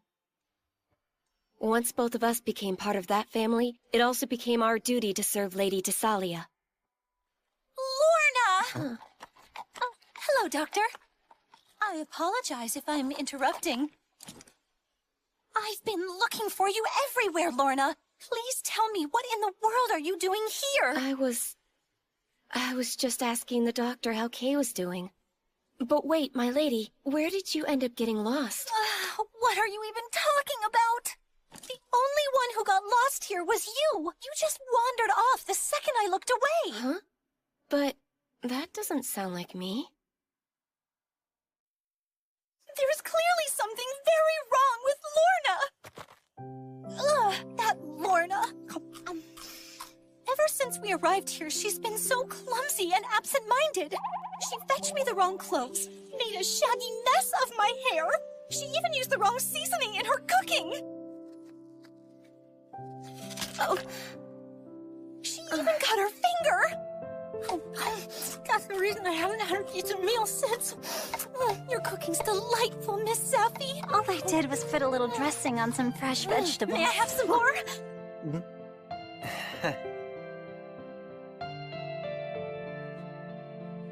And that's not all she's done either. She kept saying uncomfortable and unthinkable things during our meeting with the Elder. We've hardly gotten any work done. Really? Is that so? By the way, what are you discussing with the Elder? Oh, well, there have been talks within Scythia Transportation about branching out and creating an air courier division for speedy deliveries. And so we decided to come here to negotiate the possibility of employing harpies for that venture. Oh, now I understand. That sounds like a terrific idea. Yes, that would be ideal for delivering urgent messages, and for medicines as well. It's an extremely important matter, and yet everything somehow managed to go wrong. Kay got injured, and Lorna's been acting strange. Good doctor, would you please examine Lorna as well? Hold on, you want me to examine her? Well, in my professional opinion, Miss Lorna's been a bit absent-minded because she's worried about Miss Kay. Yes, I agree. I believe that's the case too. Then maybe we should just wait until Miss Kay's sprain gets better. There's no way I'll ever last if we do that. Don't you see? Kay and Lorna have always done everything for me. I can't fathom what life would be like without those two. You'd have to do things yourself.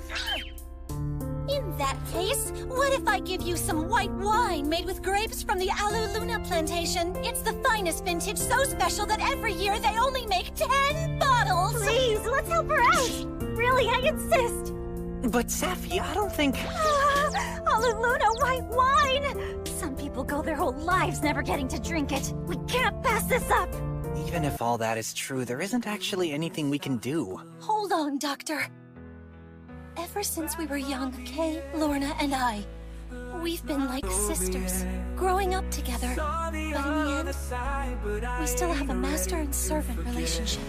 You just mean that even if there's something that they can't share with me, I'm certain that they could share it with each other. That's a part of their relationship I simply can't be a part of. Miss Tasalia. So I'm begging you now, please, Doctor, help Lorna. Please. Ah, jeez, I should have brought more of my medical books with me.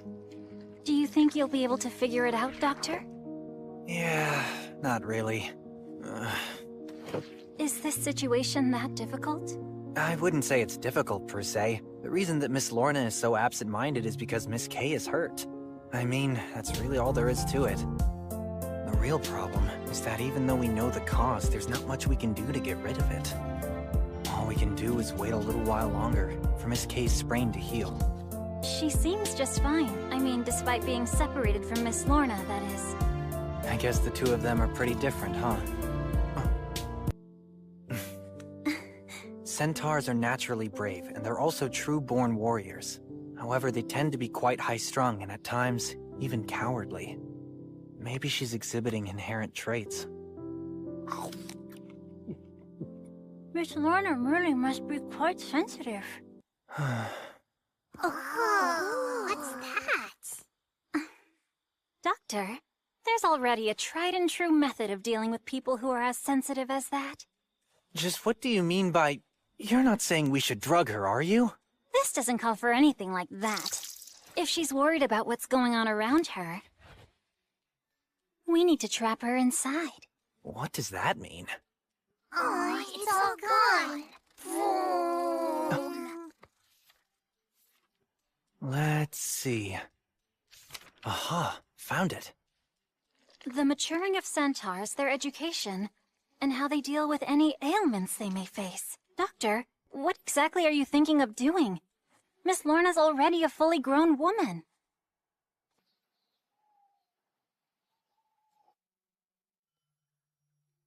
Ever since we were little, Kay was always by my side.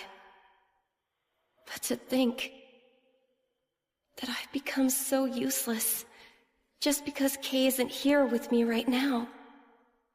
What should I do? Will we be all right? One day, my lady will take over the Scythia family business. She must marry soon and produce an heir. Yes, the doctor. He'd be the perfect match. Oh, I'm so anxious.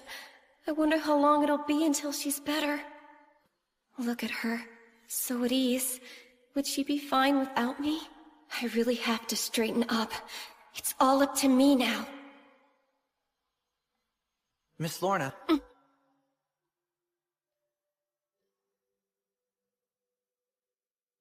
Well? Do you feel relaxed? Yes, thanks so much, Doctor. This is wonderful. Yes, this is lovely. Lorna, are you all right? Yes, I'm fine, my lady. Yes, yes. It's all quite simple. What's most important to me is to do what I can for my lady. That's what I promised Kay, that she could leave everything to me. Seems like the blindfold worked. Yes, although I wasn't quite sure if it'd be effective for Miss Lorna until we tried it out. Just in case, let's try this too. If all goes well, this could also prove useful.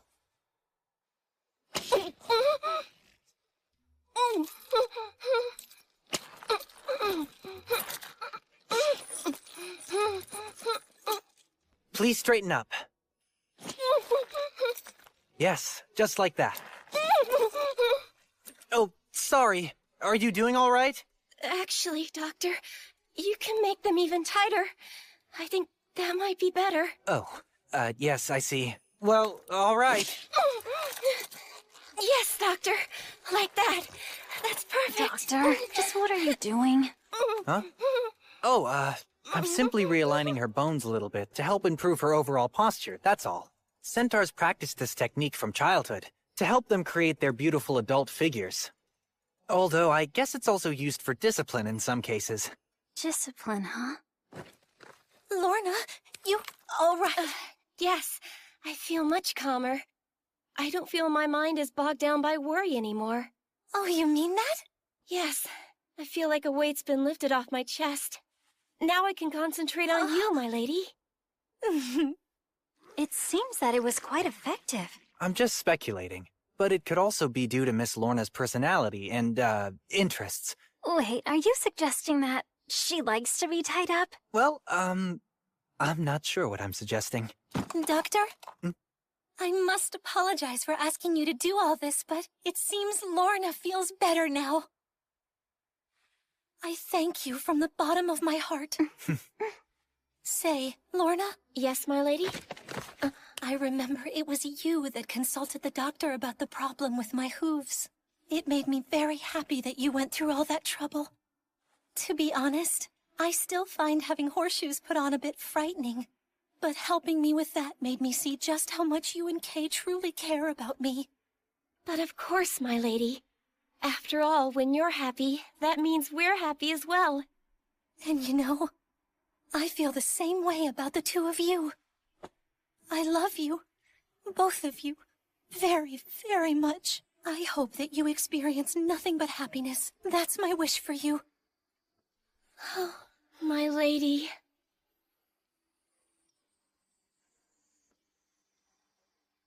Doctor, there's something I've been wondering about. Is Miss Thessalia supposed to walk around the Harpies' village and also negotiate with the Elder? With Miss Lorna in that outfit? Oh! Of course. I'll follow you to the ends of the earth, my lady. I must say, I never knew this was a hobby of yours, Lorna. Kay, the good doctor was the one who did this to me. Which means, if this is a hobby, it's actually the doctor's. Oh, I understand now. Well, if you'd only said something about it sooner. We haven't properly thanked you yet for healing me and helping Lorna, have we now? Oh, not to worry. Miss Thessalia has already paid me. Oh, but that's nowhere near enough, right? The sweet doctor. You see, it's for her sake that we're doing this.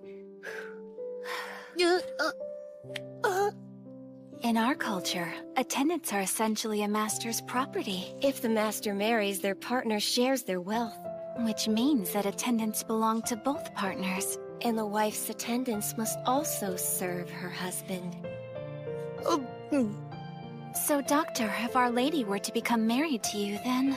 That would mean the two of us would become your attendants as well, according to our customs. Or in other words, we'll also belong to you someday, my sweet doctor. So, we certainly wouldn't mind if you had a little taste right now. Considering how naive Our Lady can be, even if we were to make something up. You'd have to take responsibility for laying your hands on her attendants and make up for it by marrying her. Miss Kay! Miss Lorna! Oh, Doctor, come now. We were only teasing you. Yes, please don't take what we said seriously. But also, please don't ever forget that we'll do absolutely anything we have to for Our Lady. The both of us are very eagerly looking forward to the day when you become our master as well, my dear doctor. Well, you should be just fine now. It's all thanks to you, Doctor. Oh, good. Now, if Miss Illy will just allow us to examine her, we'll all be able to return to Lindworm. Yeah, but she's refusing the exam. Maybe I upset her somehow. Doctor? Huh? I actually wanted to discuss that matter with you.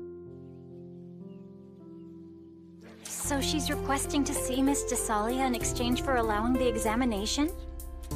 Does that mean the two of you know each other? No, we don't. I haven't the slightest idea as to why Illy would have requested this. That's where Illy's staying, right? Illy, I'm coming in!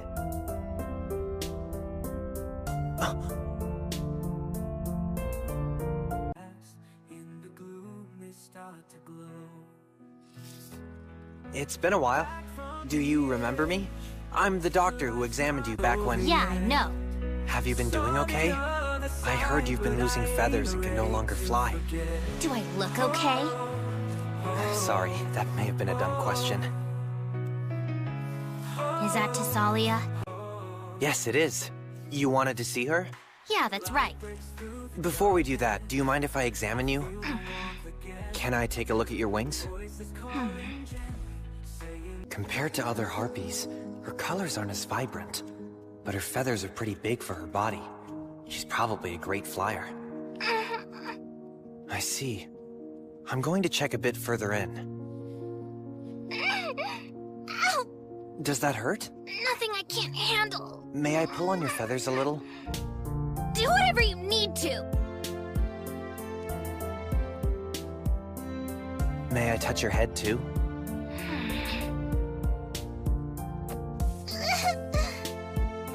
Are you done yet? Just bear with it a bit more. Oh.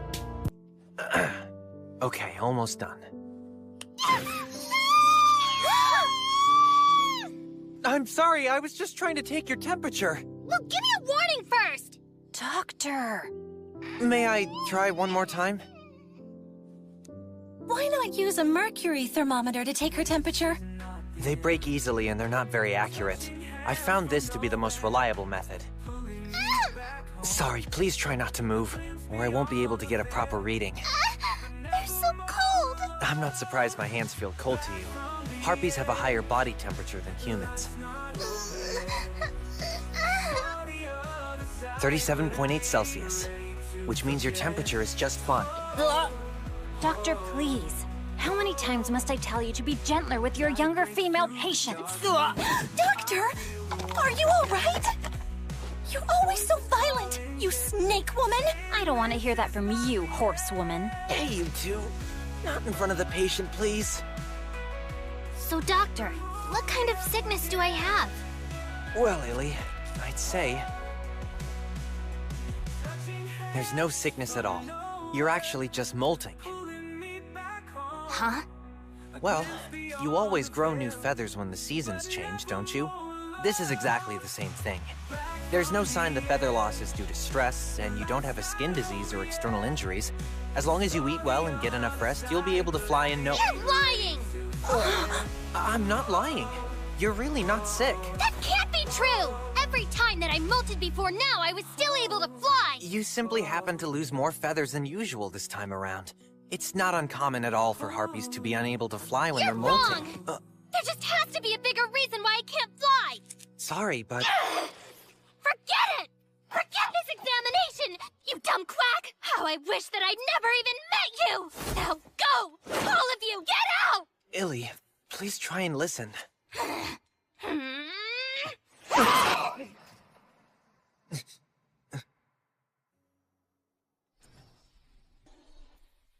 This little bird should watch where her feet go. Now, don't you have something to say to him?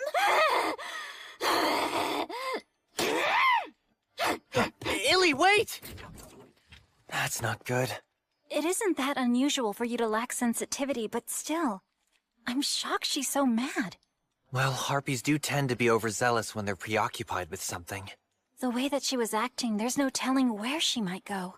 Yes, let's follow her. Doctor, if you'd be so kind, allow me to handle this.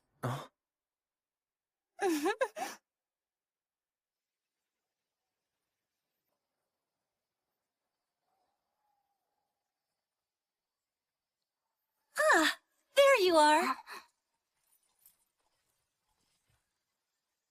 So you came alone? You wanted a word with me, didn't you? Then just come out and say what you want, instead of playing these games. Well, the village elder told me I couldn't see you unless I got examined. Oh, I see. So what is it you want?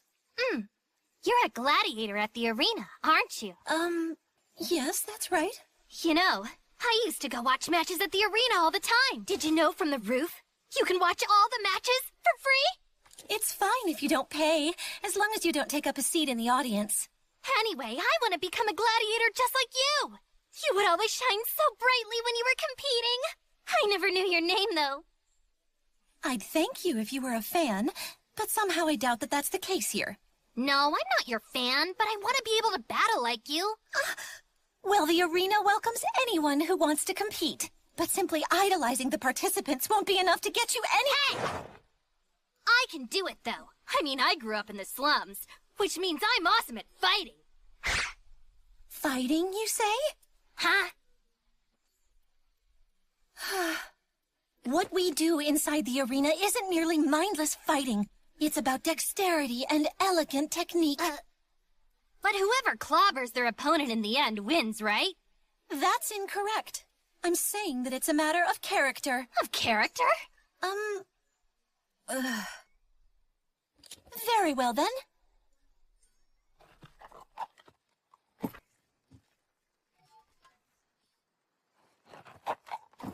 Let's put your fighting to the test and see if it is truly good enough for the arena. Oh, are we fighting? Hell yeah! All right, let's do this! Don't cry if you get hurt!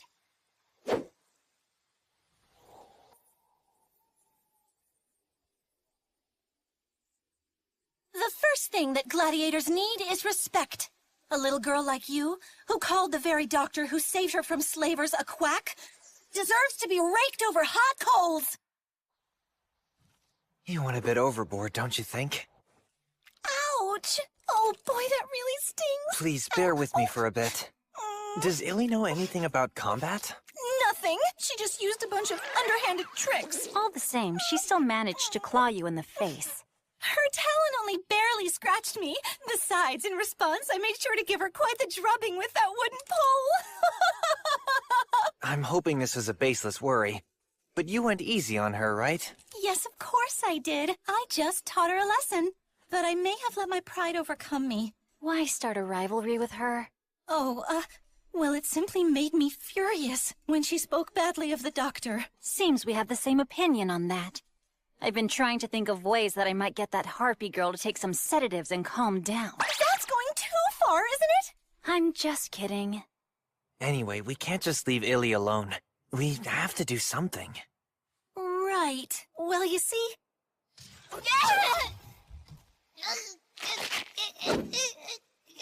Now do you understand that what you call fighting simply isn't good enough for the arena?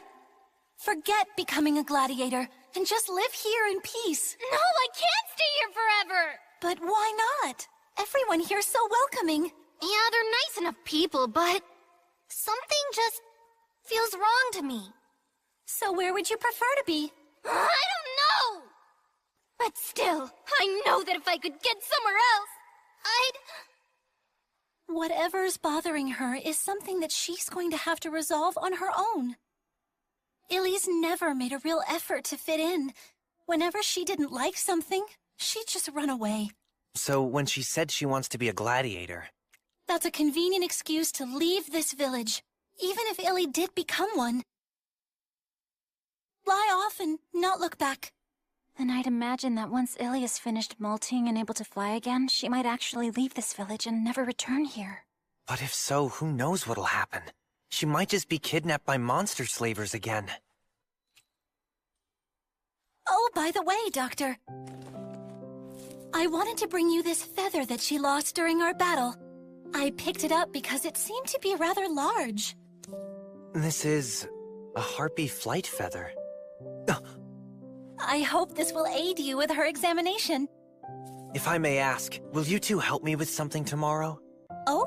Of course I will. Of course I'll help too. Thank you so much, you two. I'd like to conduct a little treasure hunt.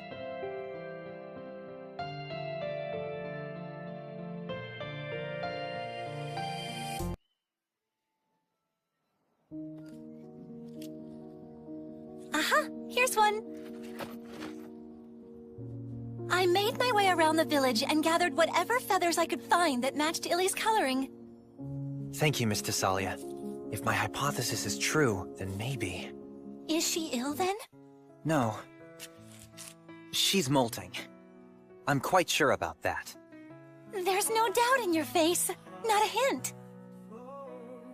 Illy suggested that there must be a place out there where she truly belongs.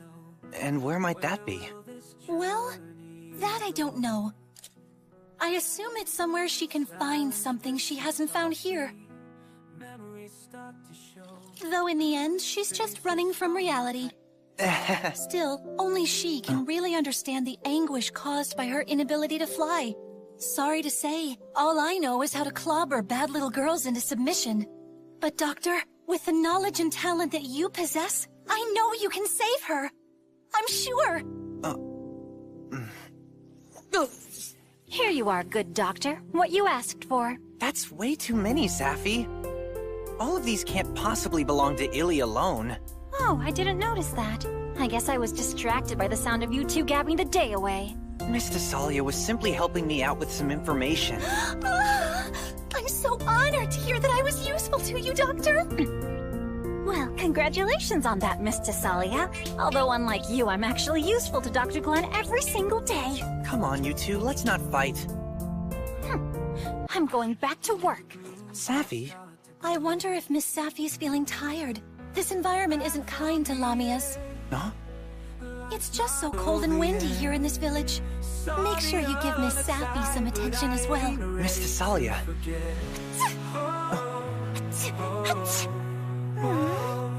I think you're right. Indeed. Dr. Glenn, I have news, sir. Did someone get hurt? Not exactly. But we can't find Illy anywhere. She must have left the village. Oh, that girl. We'll go looking for her. Right away. I've always loved flying.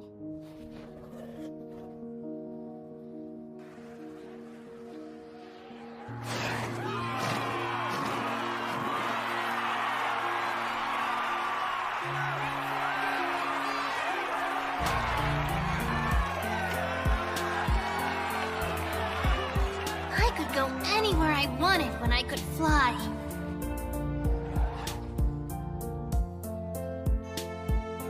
As long as I could fly, life was worth living. But now...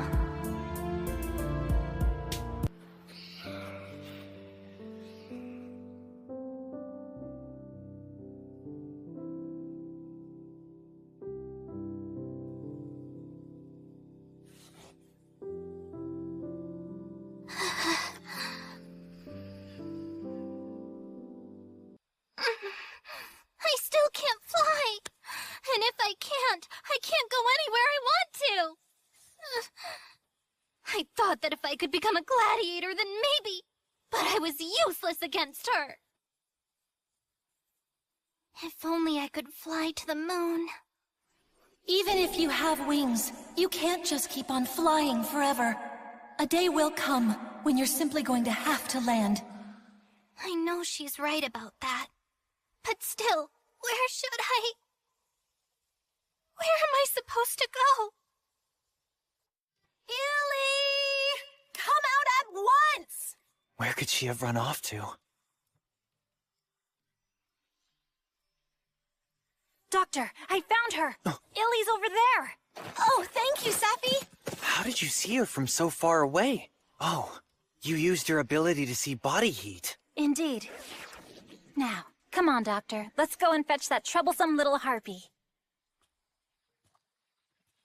Just leave me alone! I know I'm never going to be able to fly again! Just leave me be! That is not an option! You have to apologize for worrying everyone! That's not gonna happen! That's enough! Stop being so difficult! It appears she requires quite a bit of attention. Oh, great! What, now the quack's here too? There you go again! Being rude to the good doctor who came here— Illy, listen to me! My initial diagnosis wasn't entirely accurate! If I'm sick, just tell me! I'm trapped here. If I can't go anywhere, then I don't even care what happens to me! No, you aren't losing feathers because you're sick. You really are molting. Just take a look at this. This is one of the flight feathers that you lost. Look closely. Can you see that it's red at the base? Yeah, what does that matter? My wings have always been red, so what? But this color red isn't the same shade as what's on your wings. And also, your feathers we gathered from the village had other colors mixed in as well. Hey, those are my feathers! How dare you collect them? I apologize for not asking you, but thanks to them, now I know why you can't fly.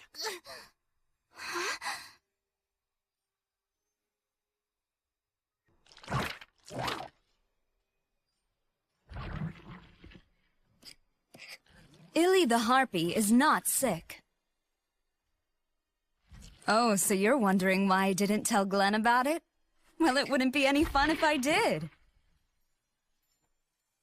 Like at the Academy, you never know when a pop quiz is suddenly going to be sprung on you. I wonder, were you able to find the right answer, Glenn? The reason I can't fly? It's 'cause the molt you're going through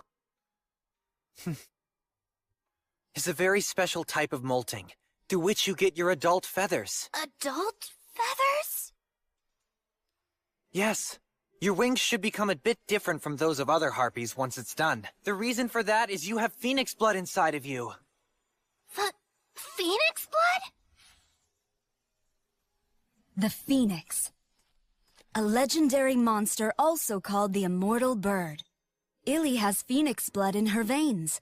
Although, having said that, I'm not trying to imply that Illy is actually a legendary monster herself.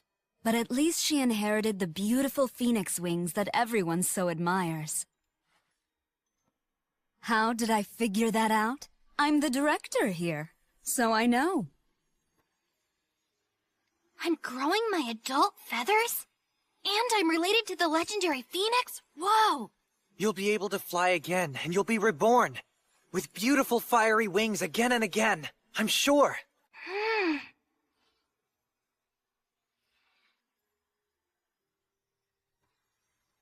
You mean that I'll be able to fly again?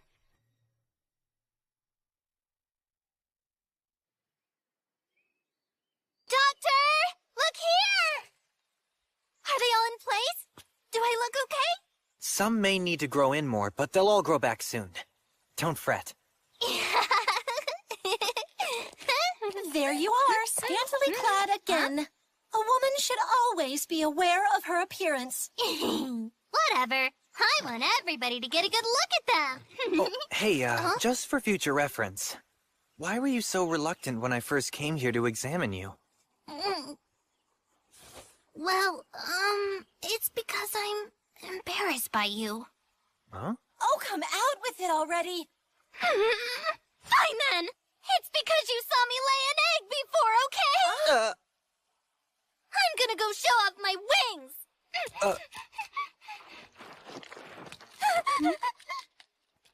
She sure seems to be feeling better. How nice. The Elder was pretty surprised, too. She's shocked how drastically her wings changed just because she entered adulthood. Well, considering that she was an orphan, I'm sure that for Illy it was essentially like she'd found out a little bit about her ancestry. I agree. You know, maybe I didn't even need to do anything after all. That isn't true at all. Illy's a teenager now, and being told that she's about to become an adult, well, it means a great deal to someone who's that age. Look at me! There really wasn't a somewhere else she needed to go. As long as she's here, this is right where she belongs. In a way, it's just like the centaurs, who abandoned the battlefield so they could start a new life.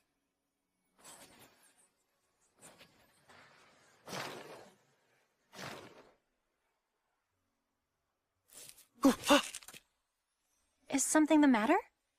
No, nothing. It just felt hot. Although, that isn't something that should happen. Well, Perhaps the flames of the legendary phoenix still burn strong inside of Illy. So, as you can see, regular bathing and brushing will keep your feathers clean and lead to a healthier lifestyle. And now, here's a demonstration. Brush from the base of your feathers to the top. Gently, like this. Make sure you don't brush too hard, otherwise you could damage your feathers. Doctor, you're good. Really good. That feels so nice, Doctor. All right, and now, I'll demonstrate this technique on another... Hey! No!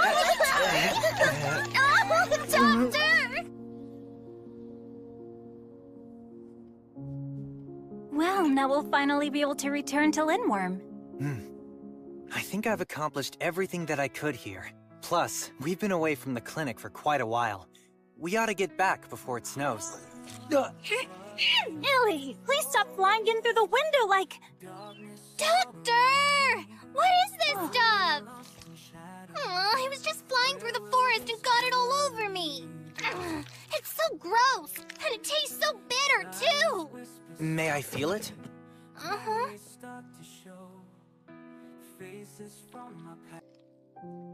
Its consistency feels like spider silk. No, wait. This is definitely silk from an arachne. So what's that? Monsters whose lower halves look like spiders. I'm guessing the threads they used to get around were left in the forest. It'll wash off with warm water. You should take a dip in the hot springs. Really? Hey! Do you want to come and join me, Doctor? You just get out of here!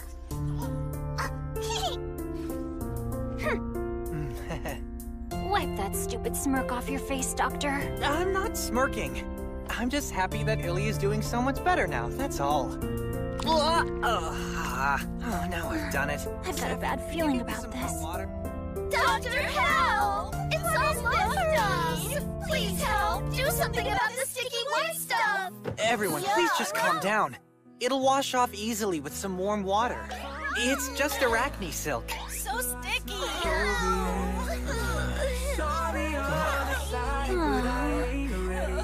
Well then, we'll just have to get to the root of this problem.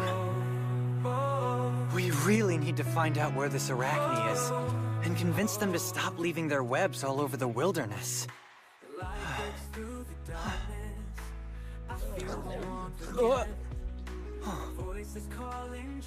Thank you, Safi.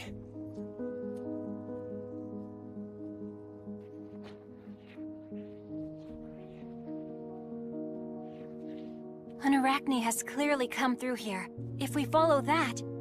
It should lead us to whoever's behind this. Your clothes are made by arachnes as well, aren't they? Yes.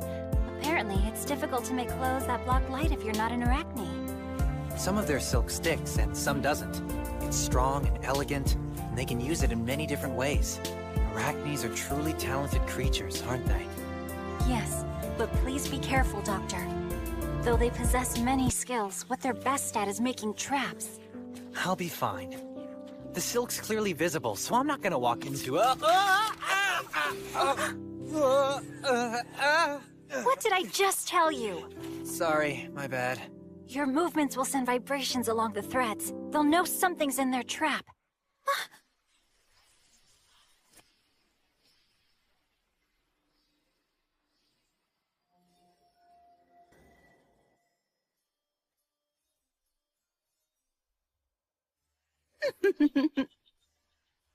Oh, so it was you, Arania.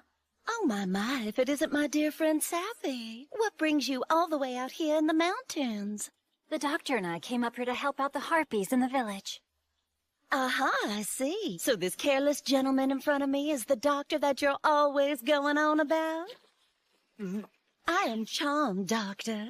I'm Saphentide's best friend, Arania Tarantera Arachnida. I'm delighted to make your acquaintance after so long. Best friend? Clothes from her, and we've become rather well acquainted. Arania is the lead designer at the Lindworm location of the Loose Silk Sewing Company. You're kidding, I've heard of them before. The Loose Silk Sewing Company? They specialize in clothing for monsters, right? Yes, My nurse's uniform and the very clothes that she's wearing right now were all designed by Urania herself. It's very nice to meet you. I'm Glenn Litbite. Oh, I know. I've already gotten an earful about you from Safi. So, what brings you out here, Miss Urania? Good question. I heard a rumor that there's a harpy living here in these mountains that has phoenix feathers. Wow, that got around fast. Never underestimate the Arachne Information Network. Oh, the awesome phoenix. The miraculous bird whose rainbow wings change color every time that they flap them. I simply must incorporate them into my next design. I have to see them for myself. So that's why I came here. I set up some traps, hoping I'd run into that harpy, but... You set traps? Well, how else am I supposed to catch her? Did you think the harpy was out in the wild? Actually, she lives in the village. Oh, my stars! Why didn't anybody tell me? Huh? That's the legendary phoenix, huh? So there you are, Sugar. What? Excuse me, dearie. Who are you? Give me a peek at those wings of yours. Hey! Just back off! Aw, come on, show them to me. No way! Look, I'm begging you, pretty please. Just let me see the tips at least. No! Get away from me!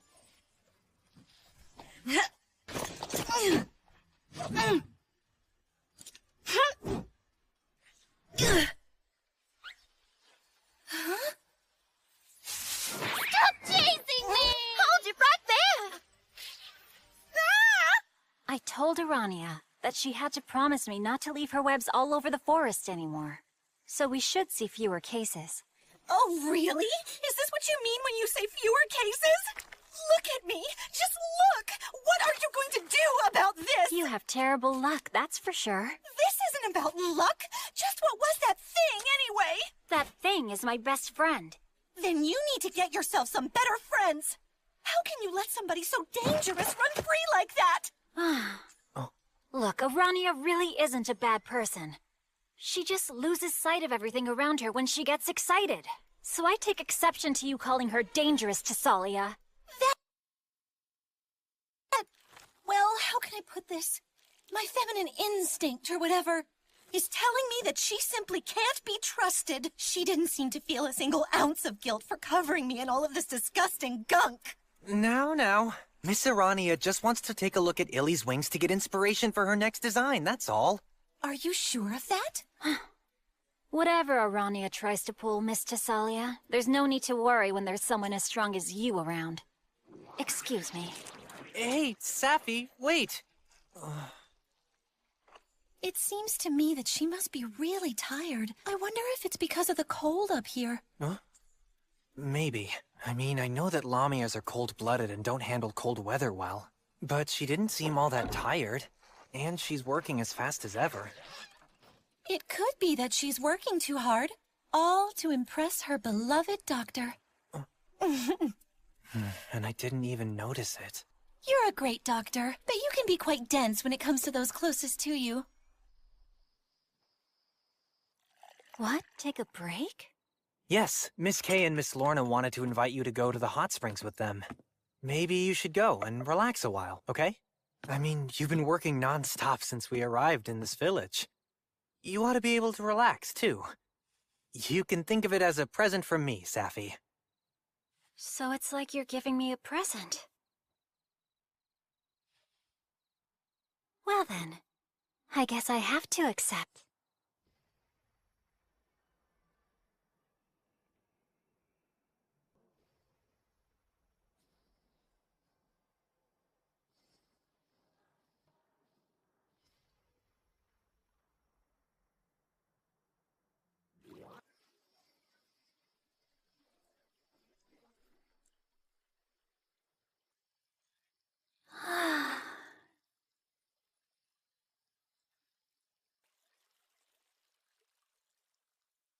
Work harder!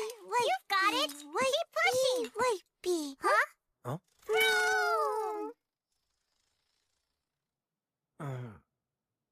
Huh? Oh, Safi isn't here, I take it? So, what brings you here today? It's my head. It feels fuzzy. Also, my joints feel like they aren't working quite right. Let's start by taking your temperature. All right. Well, you don't seem to have a fever. Oh, really? Do you mind opening your mouth for me? Ah?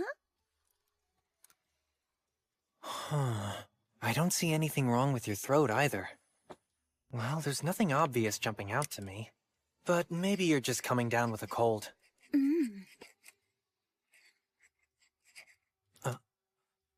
Something wrong? Oh, it's nothing. I was simply admiring the fact that a human doctor's looking after us monsters. Oh, yes, well, I'm trying to do my best. Goodness, I've been wondering about this doctor that Sapphi's always gabbing about. But now I understand it. No wonder Sapphi has the hots for you. Well, anyway, I suppose I ought to go and get myself some fresh air. Don't stay out in the cold too long, though. Standing around here isn't going to cure anything either. Oh, by the way, Doctor, if you're worried, why not accompany me on my walk?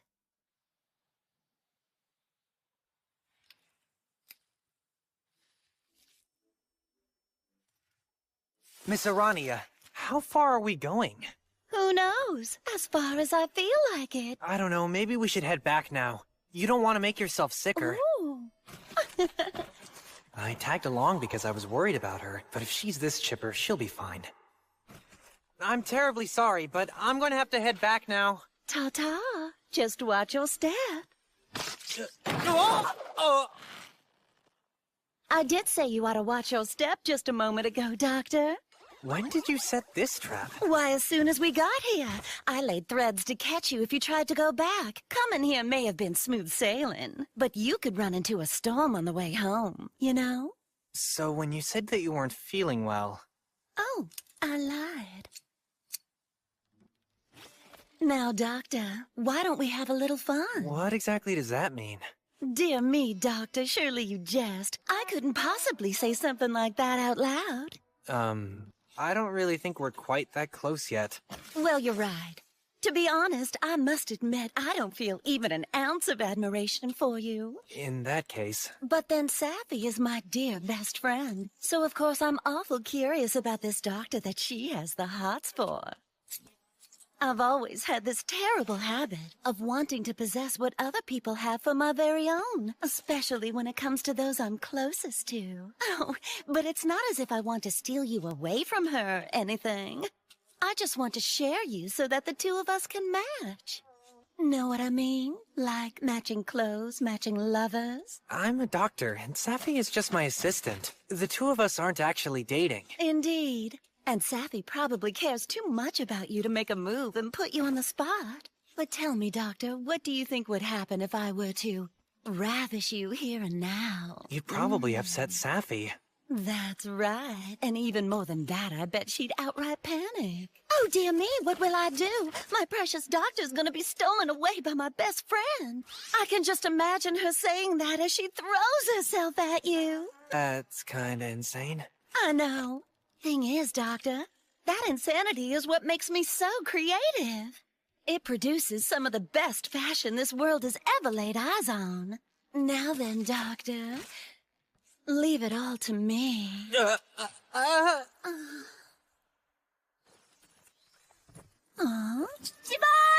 punishment!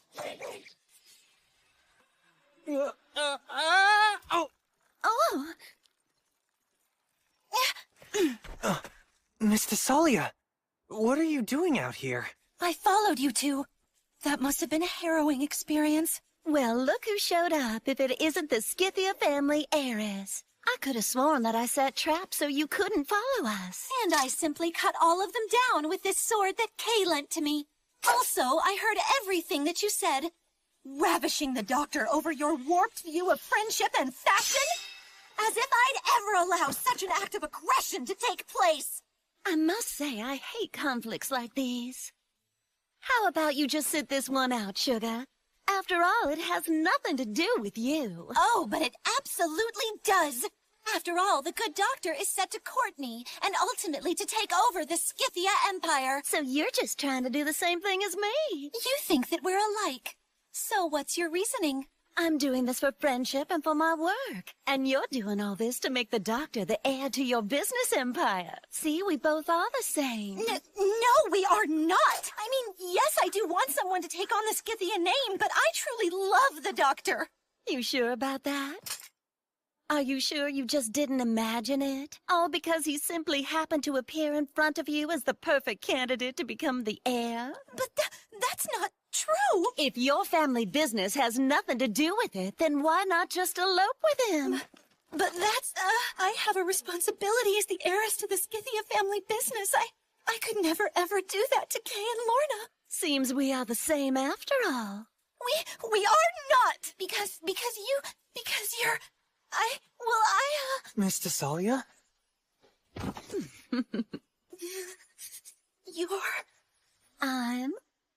You're just so annoying!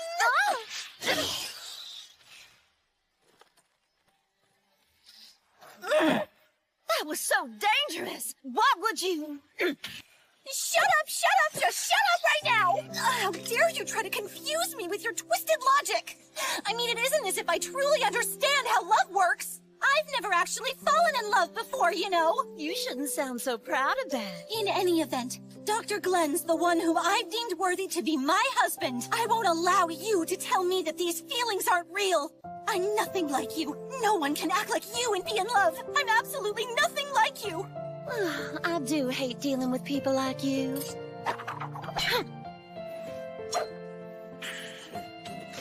I've got to stop them before they hurt each other. But what should I... I can't breathe. The both of you, really. I can't believe you. Talking nonsense about my doctor. The two of you going on about how you love him or don't love him. I don't want to hear it! You're both clueless. You need to listen up. Understand the good Dr. Glenn here has no time to waste on courtship or love. He has much more important things to do. Lamias don't have tear ducts. But just because you can't cry doesn't mean that you aren't suffering. I'm sorry. I didn't realize it sooner. Safi. Dr. Glenn? Good doctor! I'm so sorry. Really. It's okay. I know you didn't do it on purpose. Not sure there's a point apologizing while you're drinking. How could I possibly deal with all this without drinking? Safi, did you know that she was plotting something like this? Well, she is my best friend. And knowing what I know about her personality, I figured something like this was bound to happen eventually. Oh, I understand. Doctor, I love you so much.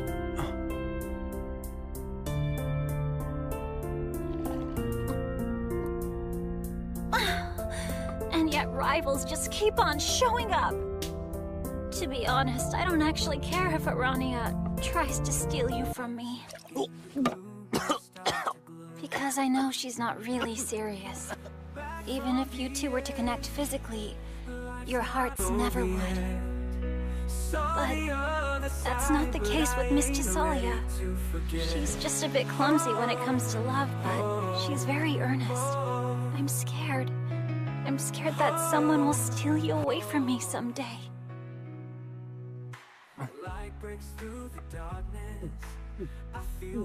Doctor? Safi? Yes?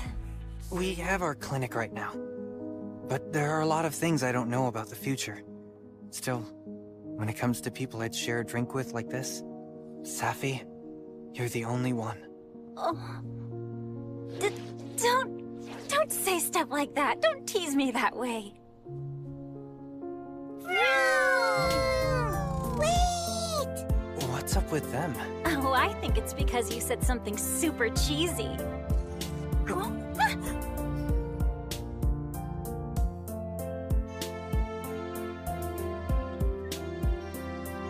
This tremor may have been caused by the giant's rage.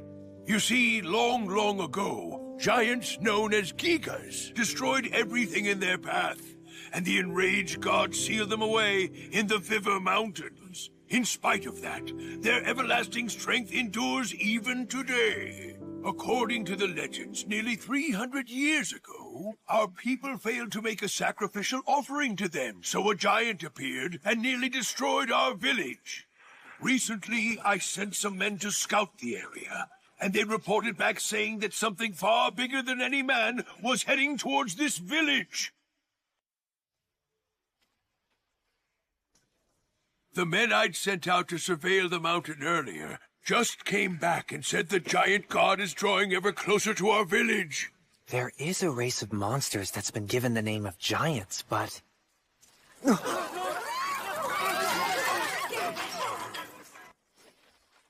We gotta get out of here fast! Where should we all go? Some of us aren't able to fly! Is the giant really coming here? Did we upset them somehow? We're cursed! Everyone, please! We need to... Hear me! This village is facing a crisis. But still, you must all remain calm now. First, Illy. What is it? Go to Lindworm. Tell Lady Scotty what's transpiring here. You're the best candidate because she knows you. Sure! Leave it to me! Those of you who can fly, prepare to head to Lindworm. Kay and Lorna, go prepare the carriage. Yes, my lady. You, Spider-Woman. Are you planning on helping or what? Sure. I'd be happy to do whatever I can, darling. Thanks so much. All right. Please use your silk to help pack everyone's things. Miss Thessalia's amazing. She's very clear with her orders. Now, as for you, good doctor. Oh, yes, ma'am? Please take care of the harpies who aren't able to fly. I'm afraid the carriage can only hold so many. Those who can need to find their own way down the mountain. I understand. All right, move out, everyone!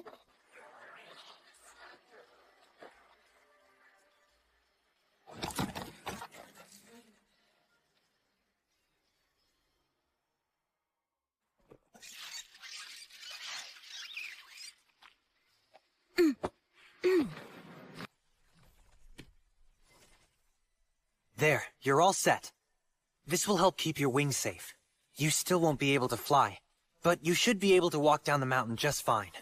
Thank you so much, Doctor. Dr. Glenn? She was the last patient that we had. We ought to start gathering our things, too.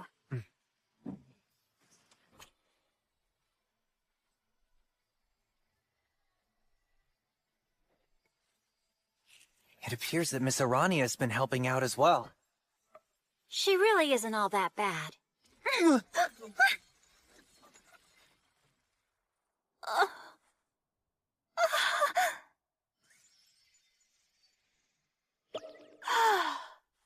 We're doomed if we have to face off against a giant god. Let's get going.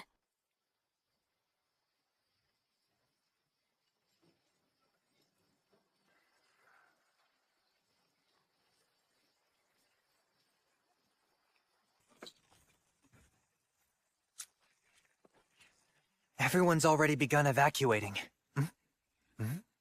Is something the matter? It's just... Did you happen to see Miss Thessalia on our way here? No, now that you mention it, she's not here either.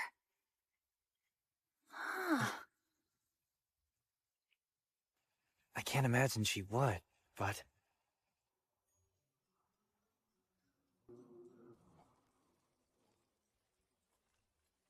Maybe I should have at least told the good doctor what I was planning to do.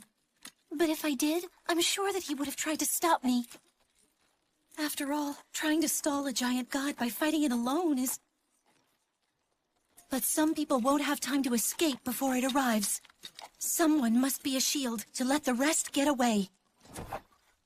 And the only one truly suitable to take up the lance would be me, even if I'm not really a match for the giant god.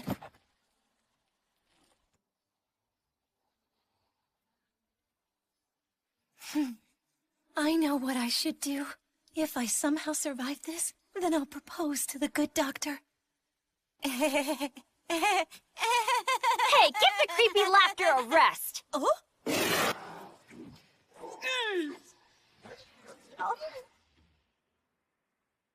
Wait!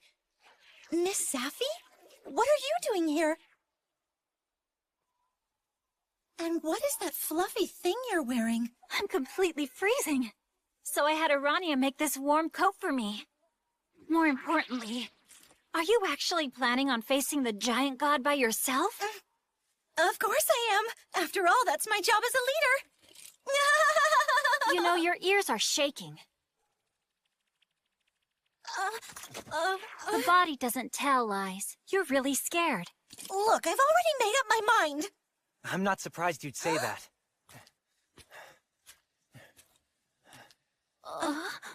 But if you're determined to risk your life fighting, as your doctor, I can't stand idly by. No, not you too, Doctor. This is the entire reason why I didn't tell anyone that I was coming out here. No matter what, you cannot stop me. Someone has to go and stall that giant. That's why we've come to help you out. Help me? You mean you didn't come here to stop me? It isn't as if our little horsey would listen to us even if we had. Doing this could mean dying. That's why I'm better off going alone. And what if you're not able to stop the giant god and we all get trampled anyway? So that's really why you want to tag along. How amusing. Well, all I need you to do is to get the good doctor down this mountain safely. Calm down, you two. Listen, I think I've come up with an idea. Huh?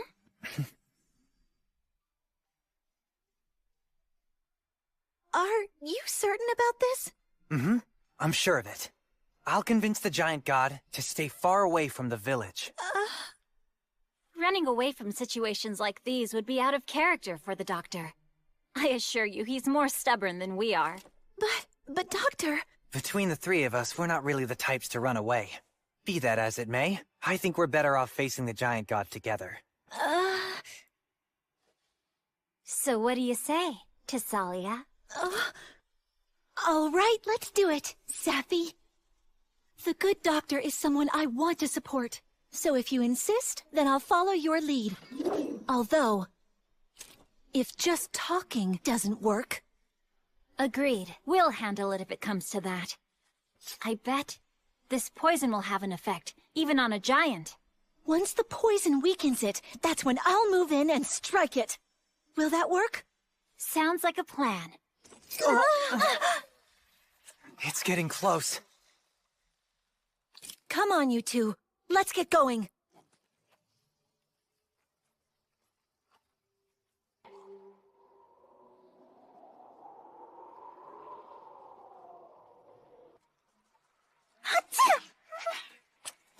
Safi, you okay?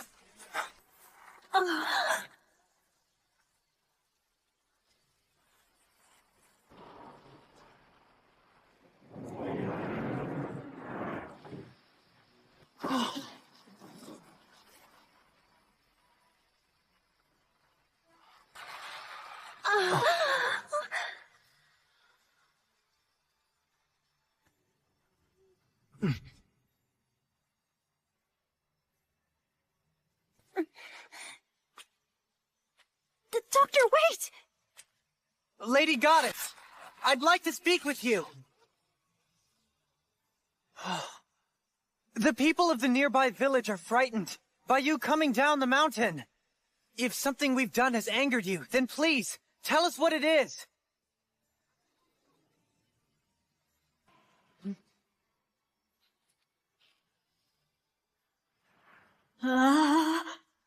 What the? Good doctor?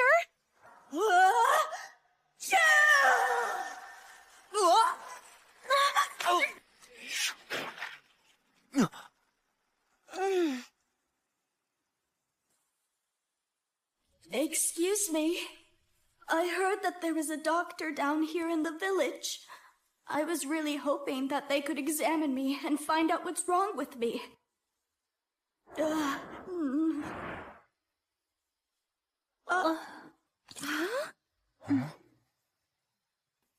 Examine you? A giant god is coming. That's just fairy tale stuff. You must have had a nightmare. No, I'm telling you! It's on its way to our village right now! There's no need to worry. The giant goddess from the mountains is quite harmless. Her name is Dione Nephilim.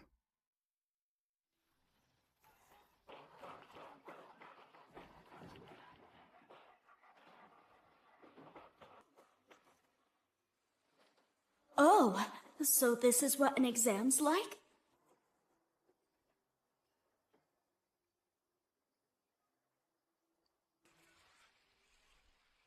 Okay, could you please stick out your tongue for me? Ah. Oh my. Whoa. Doctor! Please be careful up there! You're already working on very little sleep! I'm okay, Safi. I'm sorry about that. It's all right. Let's continue the exam.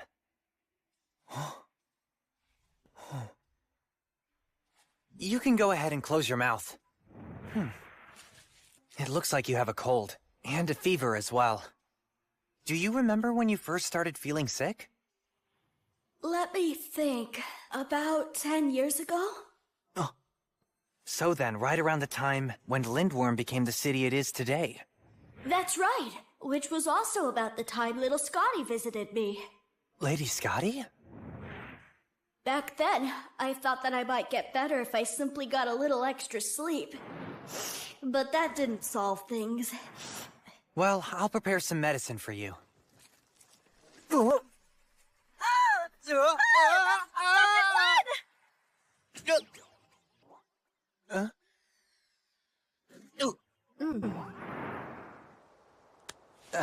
Thank you for the catch. No problem. Oh, oops. I'm gonna die.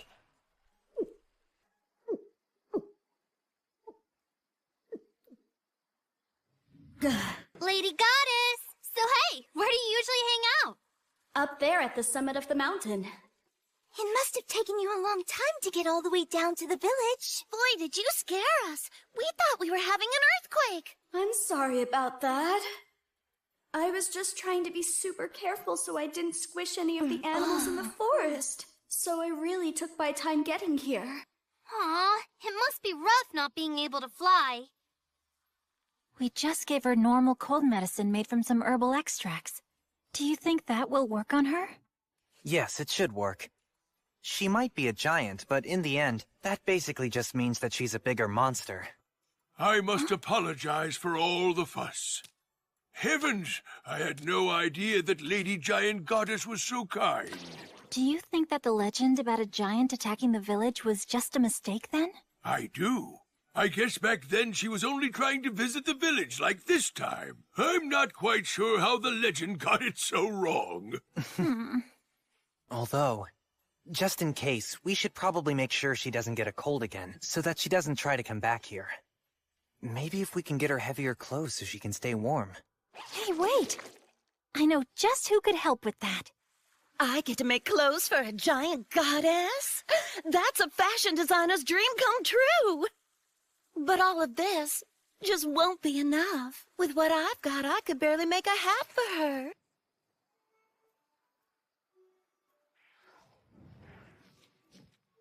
Please, use this. You can have this too. Thank you. With this, I'll be able to make shoes as well. Oh, I'm just itching to get started. All right, we're all counting on you. Right, got it. Meanwhile, we'll tend to the Lady Goddess's hair.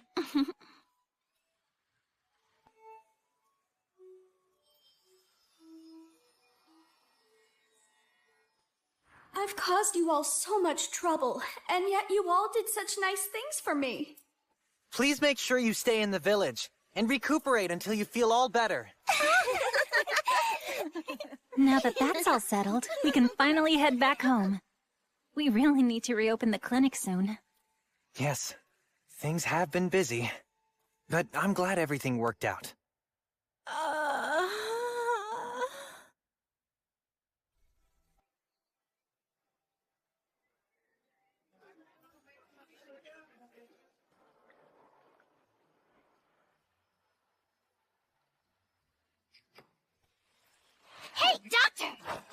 Illy! The Central Council sent a letter. A letter? Why do you have it? Well, you see... So, Illy tells me she's working at Scythia Transportation. She came by to the clinic to deliver my invitation to the Marrow Waterways commemoration ceremony. Oh, yes, indeed. I've hired her to work as one of Scythia's aerial messengers. That sounds like the perfect job for Illy, since she loves to fly so much. I know. It's nice to see how much she's calmed down because she has something to do. Since I invited you, dinner's on me. So please, eat as much as you'd like. Oh, are you sure? Of course. We put you through so much while we were at the Harpies' village, after all. You also helped us take care of Illy. Oh, please, doing that wasn't any trouble at all. There was also the incident with Miss Arania. No, she was definitely trouble. Not to mention when we heard the giant goddess was coming and everyone panicked. You were ready to face her head-on with only your lance. That sure surprised me. You have to have very strong determination to... Yes, exactly! I was out there risking my life for you! Pardon me. But all the same, it's true that I was prepared to die when I went to face the giant goddess. And yet, she only had a little cold and just wanted you to examine her! Yeah, well, at least everything turned out okay, right? Yes, of course. Absolutely! But still... You must be quite embarrassed now after all your posturing before, Tessalia. And you! Stop being so right all the time! I said that you could observe our date, but I never said that you could interrupt! Just what do you mean by date? Exactly what it sounds like. The good doctor personally invited me out tonight. I don't think I said anything about a date. Look, Tessalia, it may not sound like it, but I'm praising you. I'm sorry, you're what now? The courage it took to face a giant goddess all alone is admirable. Frankly, I doubt that I would have been able to do the same. I have great respect for you. In that case, couldn't you just let me enjoy my dinner with the good doctor in peace?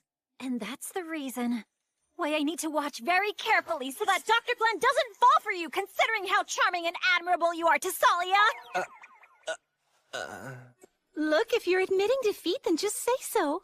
My dear Safi. I have no intention of losing, Tessalia. Seems like you two are getting along better now, doesn't it?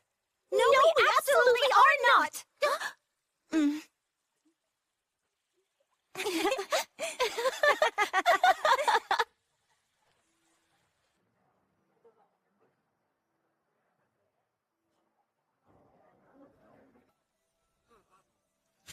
Oh, hello, Lady Scotty, Miss Kunai. Ah, Dr. Glenn. You're here. Thank you very much for inviting us to the Marrow Waterways commemoration ceremony. It's an honor. Doctor! Oh. Lulala. And Miss Arania. What are you doing here? We're having Miss Arania design the outfits for the mermaids who'll be singing at the ceremony. Maybe I should add a few more frills to this. She's doing a final costume check now. She's proven quite popular with the mermaids because she's so thorough and dedicated. Look, you guys! Aren't these designs cute? Hey, stop squirming and sit still. Okay. Lady Draconis is very happy that this special day was made possible, thanks to the help of so many caring people. She's also pleased with all your work. You've done quite an admirable job of keeping everyone healthy. I'm honored, Lady Scotty.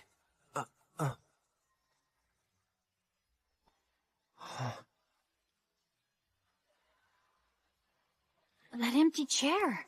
Must be Lady Cthulhu's seat. Is she playing hooky again? Well, you know her. She's always busy.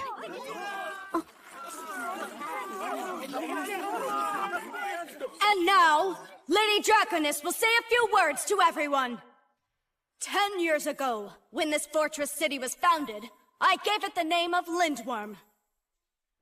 It's the name of a dragon, soaring through the sky. There has been some gossip that the reason I named the city that is because I intended to take it over. But that rumor is absolutely false. This is a city where humans and monsters live side by side. Conflicts are bound to occur.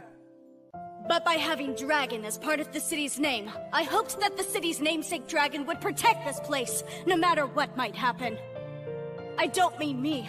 I hoped we would receive protection from my ancestor, who lives far above in the heavens. And therefore, I shall... Whoa!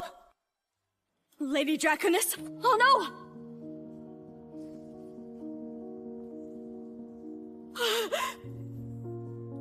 Lady Draconis! It seems the chaos of this afternoon has finally settled down. Yes, since Lady Scotty is the central figure in this city, everyone was concerned. It's really been quite a long time since we've been back here. Yeah, I guess we haven't been back since opening up the clinic. But there's something that I don't understand. You were the first one to come to her aid, and yet now, no one will tell you how Lady Scotty is doing. It's not surprising. Her primary physician is Dr. Cthulhu, and she isn't obligated to tell us anything. Whatever the case, that's the reason we've come here to talk to her now. I must remind you, reuniting with that Octo-woman, Lady Cthulhu, is no excuse to get ahead of yourself. I know.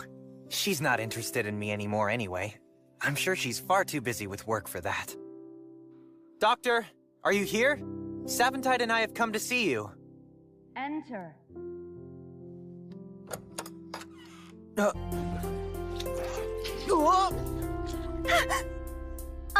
Glenn! I'm so happy that you've come. I'm glad to see you're doing so well. You haven't changed. Lady Cthulhu! You are the worst mentor! Would you kindly unwrap your filthy tentacles from around him right now? Oh my, you're here too, Savantide. You can leave now. That's absolutely not gonna happen! Safi? Glenn, dear, you look older to me. Sorry, I what? Oh, I've missed you, my sweet and yet sassy little students. Yes, it really has been quite a long time, hasn't it? I see that despite your rather advanced age, you still aren't able to keep your tentacles off of young men. I can see that you're just as sharp-tongued and riddled with jealousy as you ever were, Savantide. If only someone would stop meddling, I believe my jealousy would be under control without a problem at all.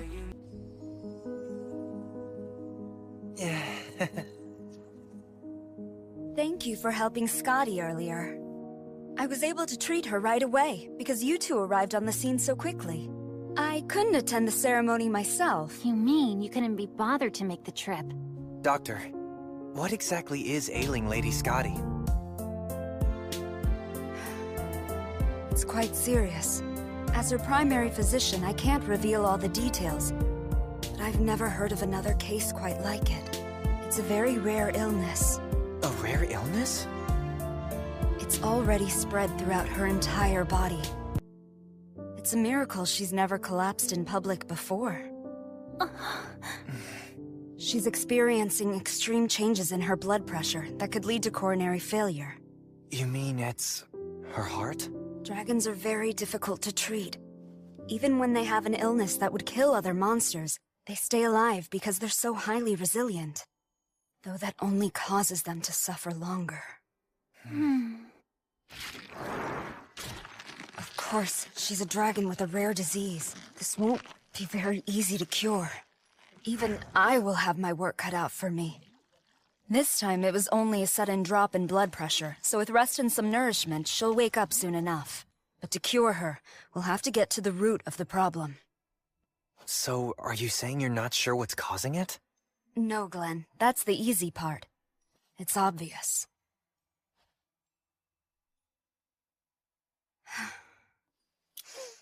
Look, you two, just head back to your clinic. There's not much I can do for now. Not unless Scotty ends up changing her mind, that is.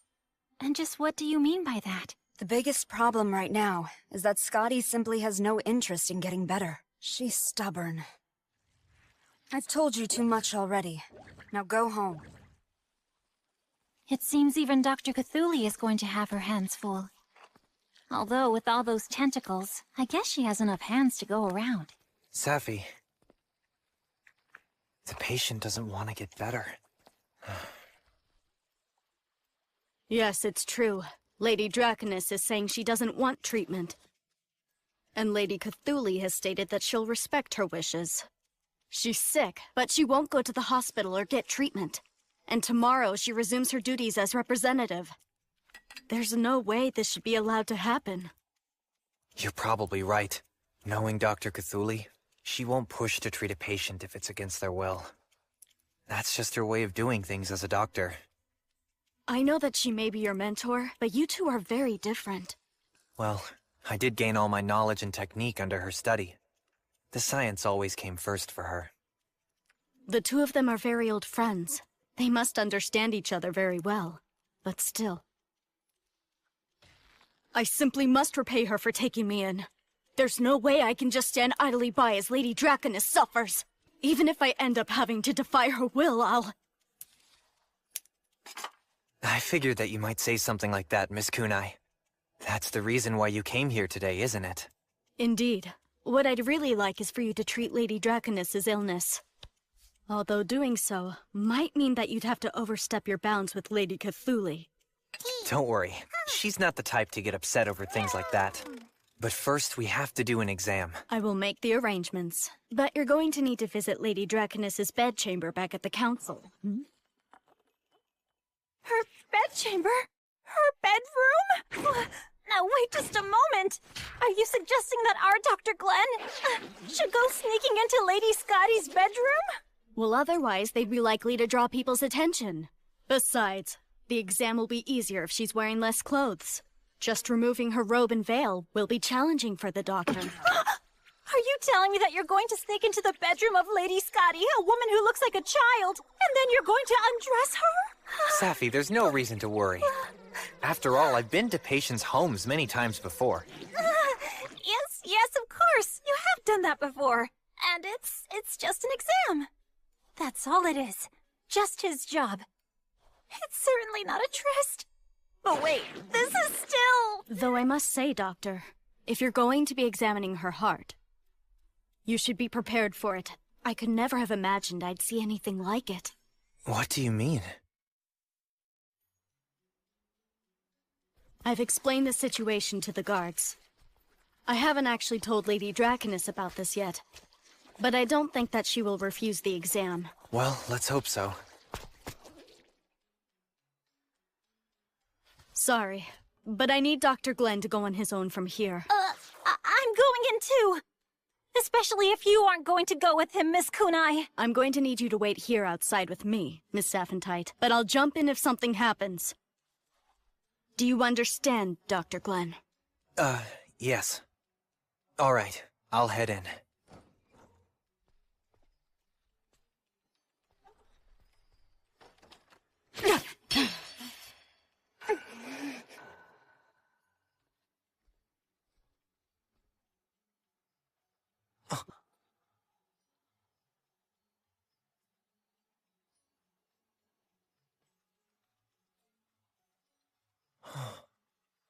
Lady Scotty?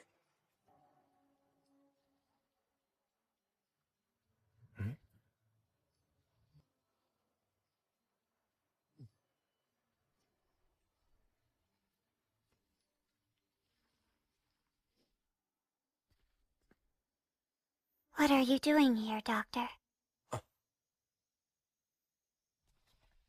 Miss Kunai asked me to come here, to give you an examination.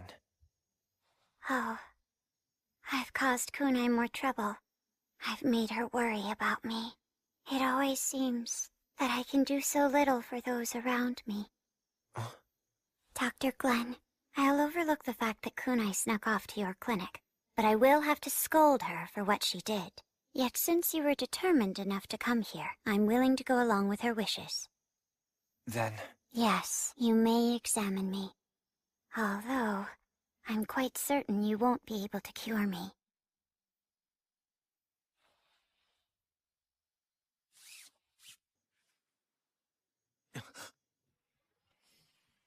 It's a very rare illness. I could never have imagined I'd see anything like it. Even if the blue color is due to the hue of Lady Scotty's blood, this is... Is it all right with you if I touch it? You may proceed. Cthulhu's diagnosis is that it's a malignant tumor. Then it's not actually a heart, it just resembles one? That's right. It appears that it's slowly taking over all the blood vessels in my body. It's taken root, and now it's actually changing the very way that my blood circulates. So, that means it's as if I currently have 2 hearts. That must put an extreme amount of stress on her body. If she were a human or a normal monster, she'd be dead by now. Something like this was bound to happen. I am reaping the fate I've sown. You see, Dr. Glenn, dragons simply don't belong here on Earth. Long ago, my ancestors came down here from their home near the realm of the gods. They were affected by the Earth's miasma, and that changed their physical forms. Some lost their arms and legs, becoming worms. Others just lost their arms and became wyverns. Some in the East underwent an even greater transformation. And some, like myself, developed a resemblance to humans. I can never return to my former Fire Drake form. So much blood was shed because of the terrible war between humans and monsters. All those impurities must be stored in here. I'm sure that's what's causing this illness. Dr. Glenn? Sorry, almost done.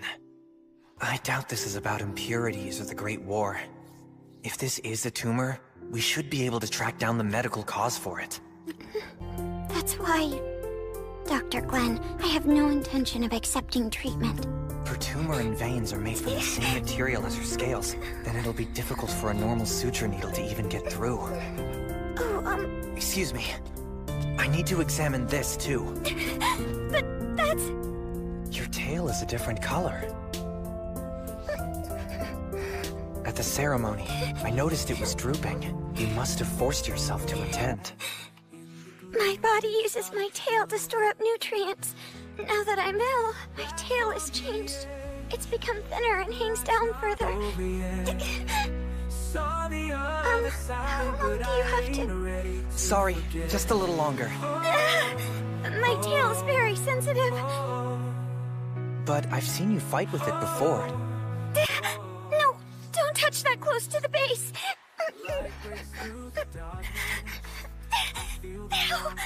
No, please, no. My wings are very sensitive. I'm sorry. I just want to make sure nothing else is wrong.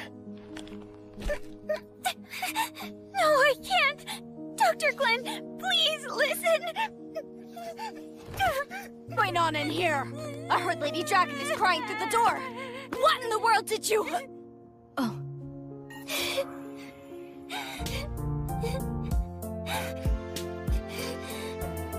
I was wondering what was taking so long in here.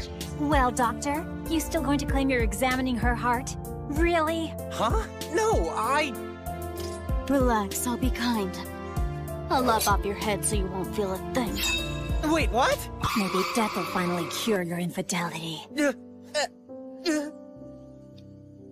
Wait a moment, Kunai. I'm fine, really. I'm just fine. Lady Draconus. We are done here. The exam's over.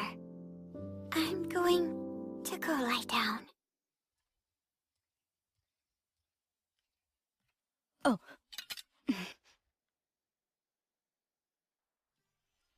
So, what exactly is it that you want from me? It's about Lady Scotty's surgery. I'd like to get your help with it. Well, if you went through all the trouble of examining her, I'll just leave the rest to you and Sapphentide. As I'm sure you're aware, her tumor is connecting itself to the major veins in her body and taking over her circulation.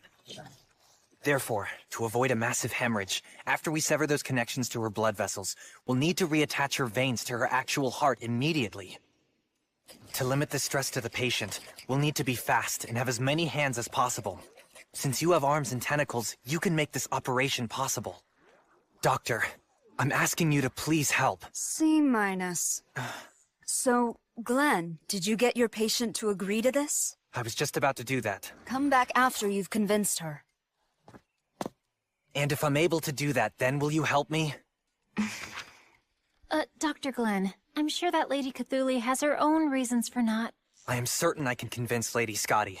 That's why I'm asking you now. You make it sound so simple, you foolish novice. Glenn, you must realize how difficult Scotty's surgery will be. You do, right? Yes, of course. It's no ordinary tumor. The heart-shaped parasite that's currently attached to her chest has already infiltrated and now controls over 100 of her veins. Are you implying you'd be able to take care of all of them? Yes, I can, but only with your help. If I could have, I already would have!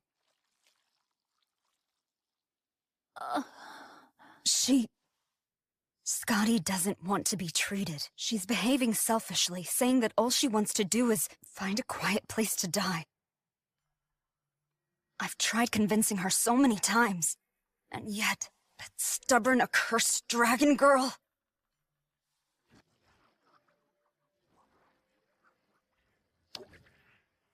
Glenn, you really believe you can convince her? Yes, I do. Why do you insist on going so far? You haven't even known Scotty that long. You're right. I don't know her. Then why do it? Because no one wants to save Lady Scotty more than you do, Doctor. She's your patient. I know you're the most motivated to try. That's why I came here to see you. So that you and I could save Lady Scotty together. Oh, the two of you. What? Again? Wait, me too?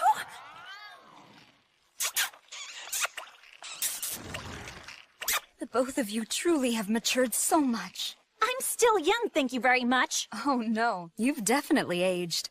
I can hardly believe how much you've grown since the days I taught you at the academy. Doctor. Lady Cthulhu, careful where you're touching! More Saphentite. I realize that I've caused you trouble, and Glenn's so young and reckless, I'm sure he's done so as well.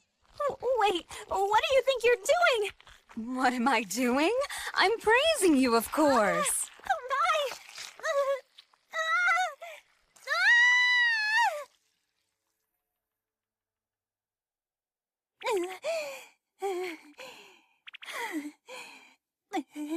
But Glenn, you do realize that even if we're allowed to do the surgery, everything isn't just going to be smooth sailing. There'll be plenty of problems.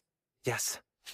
I'll have Safi focus on the anesthesia. As for the procedure, I'll have someone else assist me.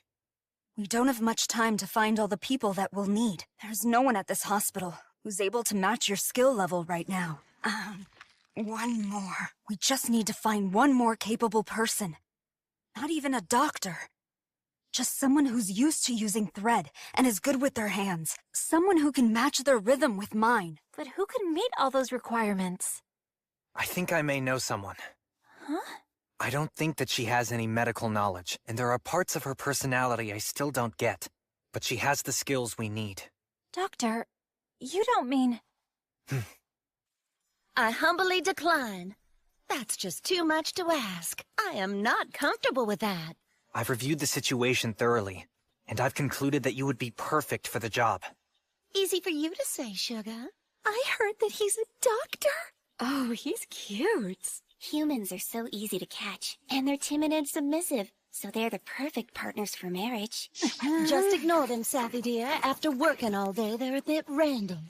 There's no need for you to get riled up over nothing. I'm not riled up. It's so adorable how you get jealous over the tiniest things. Miss Aranya, please help. We'll be there to guide you through every step of the surgery. I'll take responsibility if anything happens. Sure you say that, but if I fail, what will all the people in town think of me? I might survive, but I'd be bringing trouble to this fine company. Well, I'm awfully sorry, but I'm afraid you're gonna have to find someone else to handle that. You sure, Aranya? Huh? You know, until the surgery, you'd be staying with us over at the clinic, and as a member of the clinic staff, you'd be wearing this nurse's uniform. So, we'd be matching. See? Huh? I'll do it! Well, I mean, I humbly accept. What? We have a deal. I think she was mostly putting up a front. She was planning on agreeing to help right from the start. Oh? Although I don't think all of it was a front. I just mean that she may have an ulterior motive, so we ought to be on our guard. Well, even if she does, she'll be a big help. That being said, Dr. Cthulhu is correct. We have lots to do before the surgery. Convincing Lady Scotty, also figuring out a precise plan of action. We'll have to teach Urania a few things, and keep up our usual duties at the clinic. We've really signed up for a very difficult task here. Safi, sorry if this is causing you trouble. Oh no, I'll always be here to help you no matter what you may decide, Dr. Glenn. Thank you, Safi.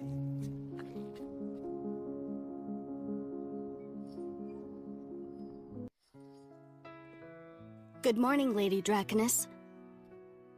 How are you feeling today? Still the same. Lady Draconus, please agree to the surgery. Lady Cthulhu is trustworthy. That goes without saying, but so's Dr. Glenn. I'm sure he'll... It's all right, Kunai. You see, all this is simply my fate.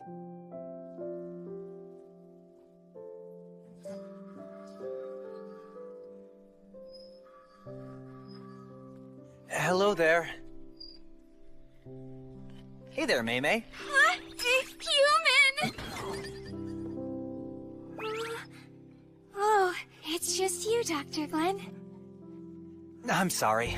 Guess I startled you, huh? Just a little bit. It just still shocks me when I see someone who has two eyes. Yes, I imagine so. Although, biologically speaking, it's rarer to find someone with only one eye. Oh, right. I'm sure Cyclopes must be pretty scary. This is quite unusual. I mean, you rarely come all the way out here to the workshop. I need to talk to the boss about making something for me. And how have you been doing, Mei-Mei? Not great.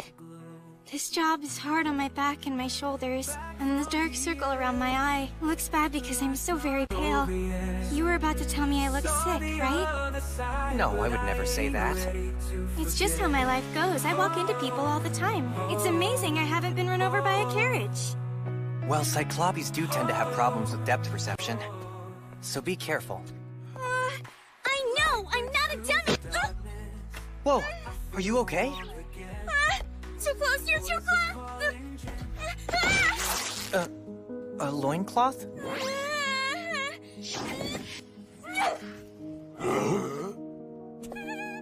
I can't believe you saw that! Now I can never get married!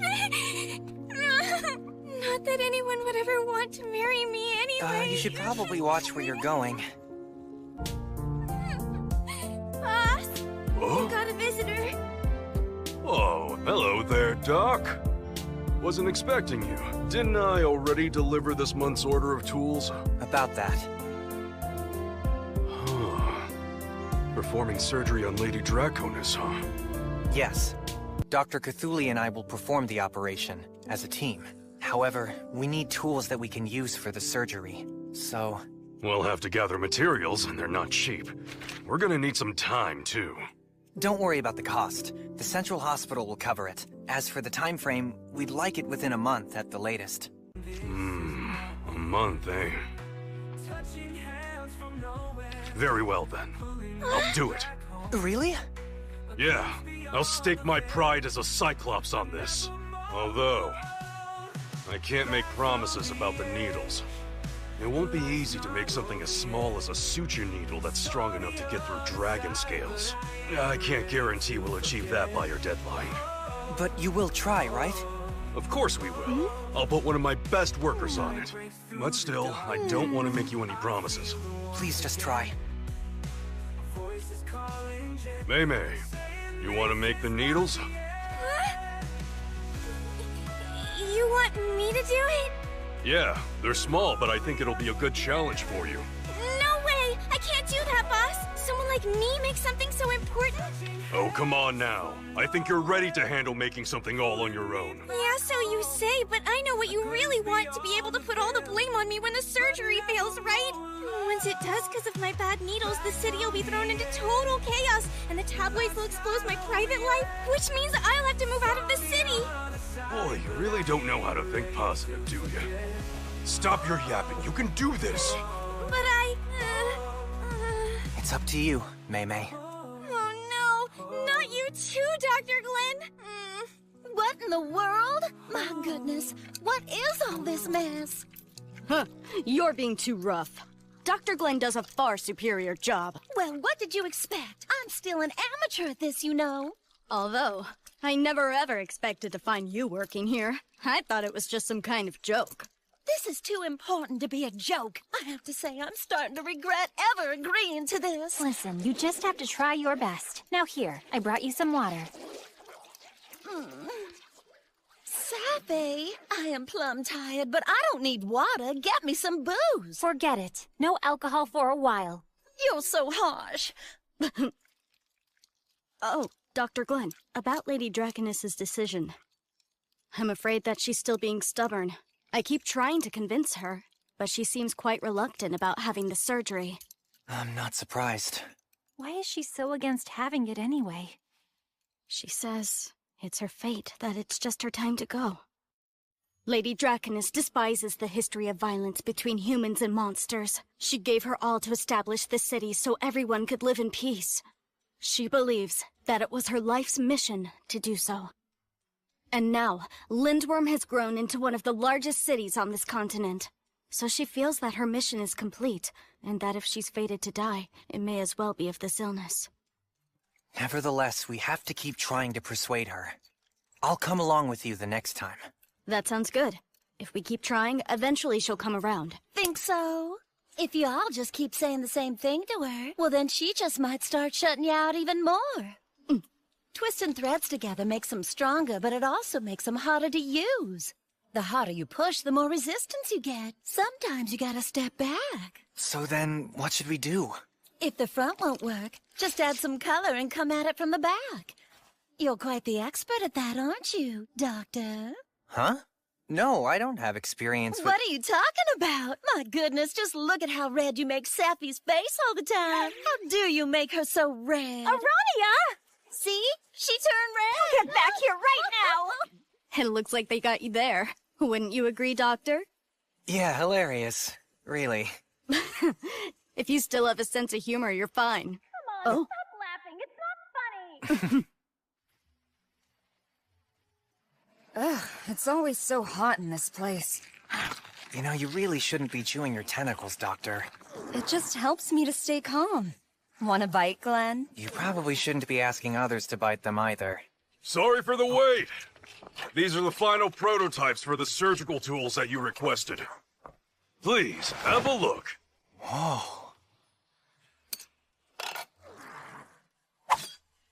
Wow, it's very sharp. I really like it. Please don't cut off parts of your own tentacles to test that. This should be able to cut through dragon scales. So go ahead and make more. Just leave it to us. We'll get those tools to you on time. What are these? Oh, those are needles, but they're not finalized. Mei-Mei's been trying a whole bunch of designs, but she can't quite get them to meet your requirements. She's been spending all her time in the drafting room. I could try to give her some ideas for how to make the needles work. But really, I'd like her to handle this on her own. I just want her to gain some confidence in herself. Yes, I agree. If it's possible, I would really like to have her make them as well. You must be fast, bold, and yet careful when making your incision. Right. The fluid from the tissue is oozing out. Go any slower and your patient will die. Right. Now that I think about it, my very first surgery was a pretty serious situation too. What's up, Glenn? Did you finally realize just how beautiful I am? No. I was just thinking about how hard you were on us. I wish you wouldn't use the past tense. I'm still hard on you even now. Would you like a bite? No thank you.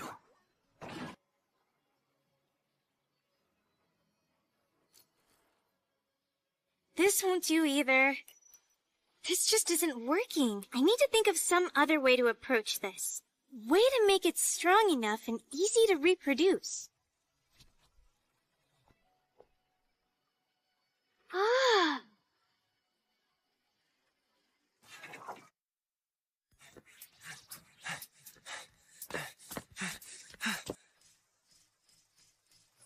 Illy, we told you to deliver letters through the front. There's no time for that! Urgent message from the Kuklo workshop!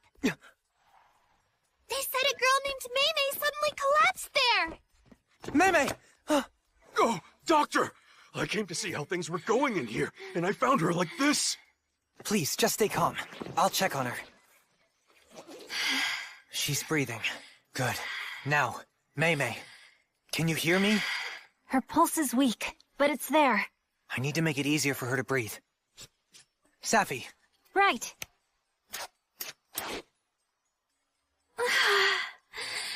Doctor, is Maymay sick or something? Nothing I'm seeing indicates illness. But given how hot it gets in here, it could very well be heat stroke. For now, let's get her someplace cool to rest.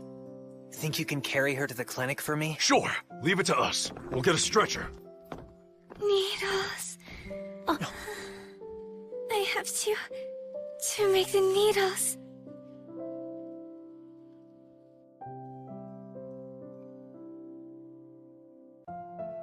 What I've always wanted to be is an artisan. Now that there's no more fighting, I wanted to make peaceful things. Something other than axes and knives, which just remind us of the war. The boss and the others felt the same way. And that's when she came along.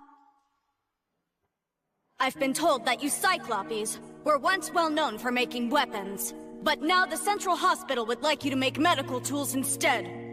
I'm sure the techniques you've honed making weapons will be useful. But this time, the tools you make will be used to save lives. I promise you that your skills will save many more lives than those that were lost amid all the bloodshed of the war. She was able to shake us to our cores with just her words. Someday, I want to be an artisan who will be needed by others. That's how I felt. I waited so long for the chance to do a job that could help her. For the day when I could save someone.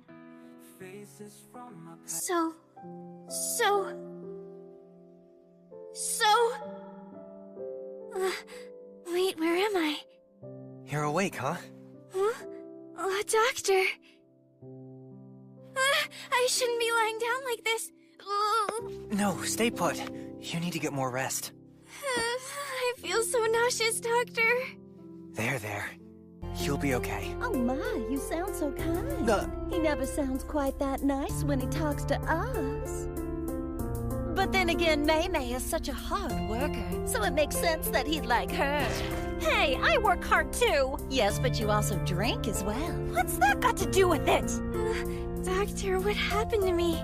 How did I wind up here at your clinic? You collapsed at the workshop. Wait, I did? But why? Well, that's what we're hoping to find out. If you ever cut open a girl's top, show more consideration. Clothes are everything for a lady. I'll keep that in mind. But I ain't ready to forget.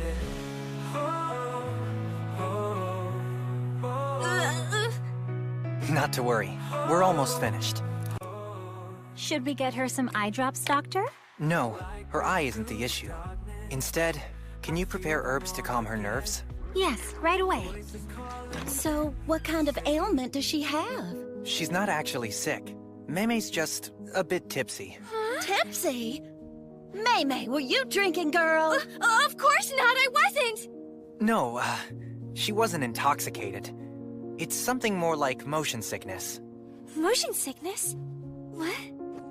Cyclopes have excellent eyesight, and partly because of that, the semicircular canals in their ears that sense spinning or movement can become stressed quite easily. I feel sick! I'm great! Riding in a carriage, staring at a water wheel, or even something such as repetitive back and forth or up and down movement can cause stress to the canals, making you feel as if things are spinning, causing hazy vision or even hallucinations. But I thought she was in the workshop when it happened. I don't think there are any carriages or water wheels in there. Exactly.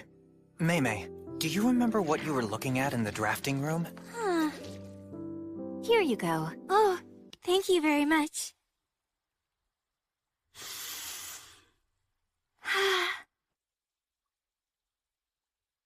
Let's see. I was working on making needles.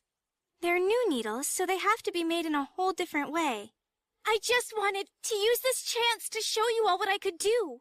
But I'm just a failure of a Cyclops, and I can't ever seem to do anything right. But I tried. I really did work super hard this time. All right. Let's head over there. I am really sorry about all this, boss. I passed out, causing so much trouble for everyone. Okay. It's all right as long as you're better now. Plus, I'm the one who pushed you too hard. Doctor, thanks for your help. I'll take over, and personally make sure that those needles get done. No, please, boss. I believe that Mei already has the needles all figured out. Oh? You do?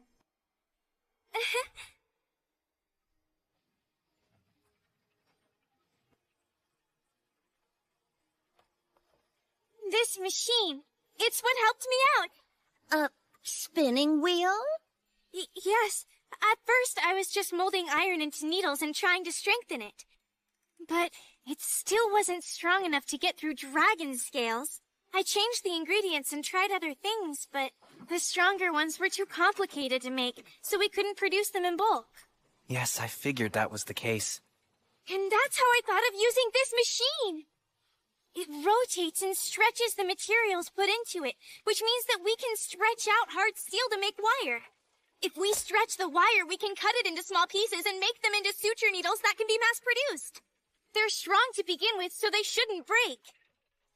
Though steel is strong, you may only be able to sew 10 sutures or so before they become dull. But with this method, we'll be able to make however many you need, so it's no problem if you have to keep replacing them. Once I figured it out, I knew this would be a big help with the dragon's surgery. I mean, you may never use something made by someone like me, but I thought you might perhaps consider using them, even though you probably don't want to, so I...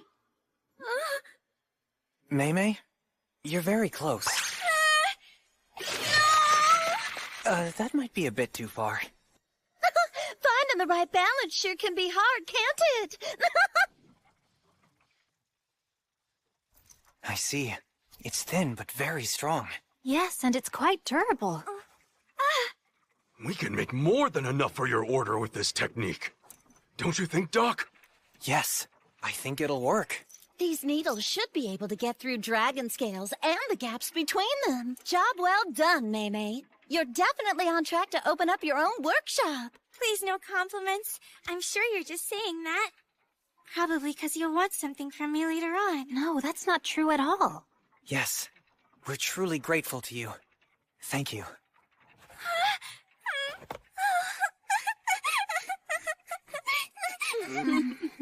Well, anyway, you stared at this thing long enough that you got dizzy and passed out.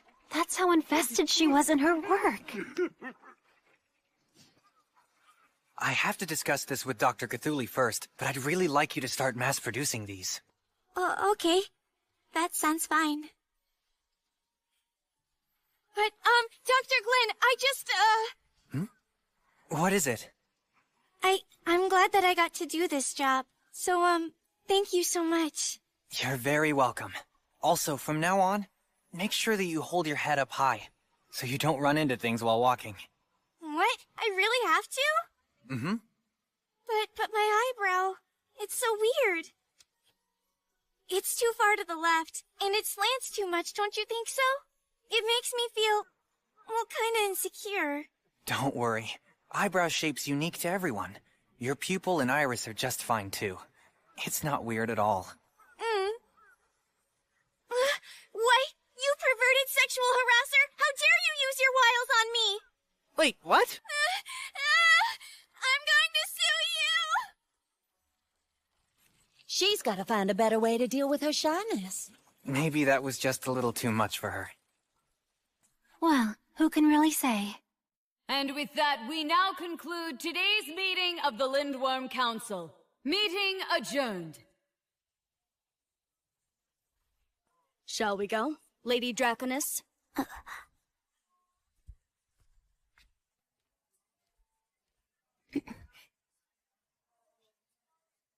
You're still trying to change my mind? Yes, I want you to undergo the surgery. I'll keep asking, no matter what. unexpectedly. Just like that. Like you're gently pinching it. Good. Be careful, that spot's a little tricky. That's great. You've gotten a lot better. Oh, you're too kind. It's really all thanks to your guidance, Doctor. She's too close to him. Dr. Glenn?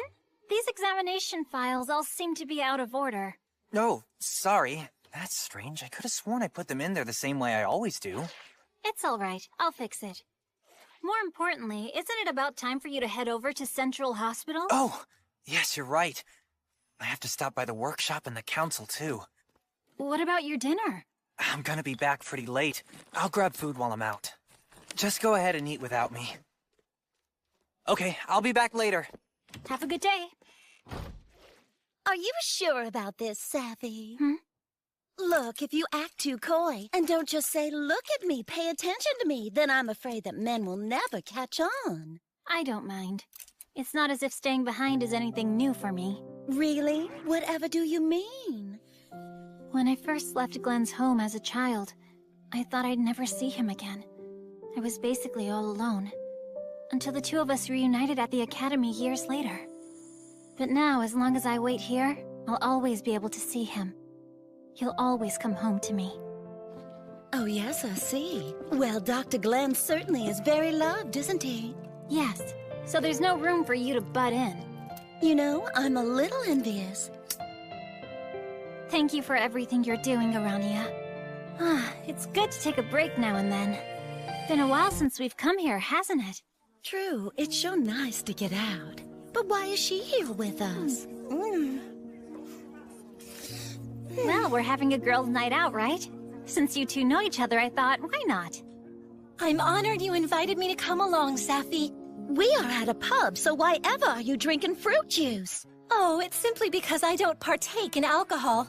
Well, whatever. I suppose it's not as if the alcohol will taste less sweet with you here. Yeah, since it's just us girls tonight, feel free to talk about whatever you'd like. I almost forgot to ask you, did that connection end up being helpful?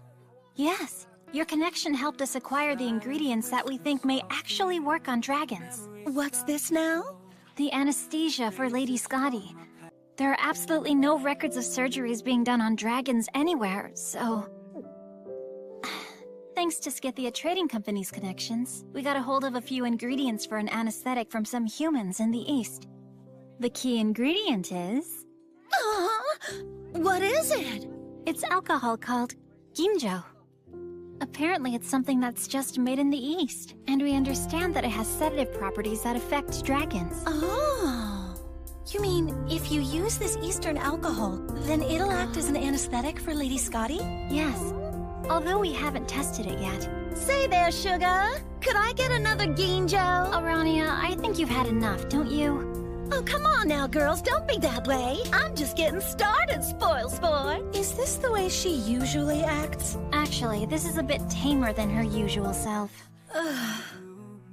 Say, Miss Arania, do you remember the time when you asked me whether the love that I feel for the good doctor is actually real? Oh, yes, of course I recall that. And that must mean you know what true love looks like, so what do you think it is? Who can say for sure?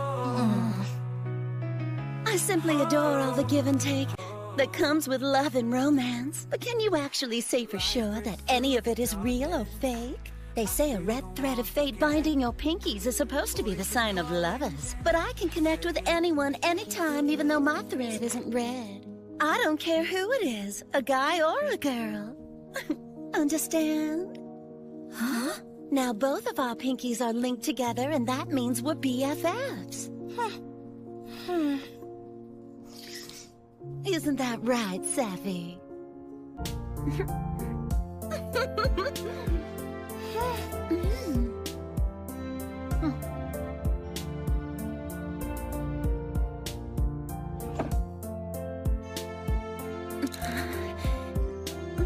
How dare you?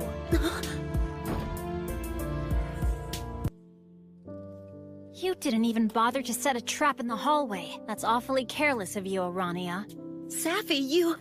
How did you know that What is it with you? Where'd your accent go? And you're not even using your usual excuses either. That isn't like you one little bit. It's no big deal when you do things like hide Dr. Glenn's stethoscope or rearrange his examination records. I'm willing to overlook pranks like that. But I simply can't let you have that. Because it's something very precious that I gave Dr. Glenn.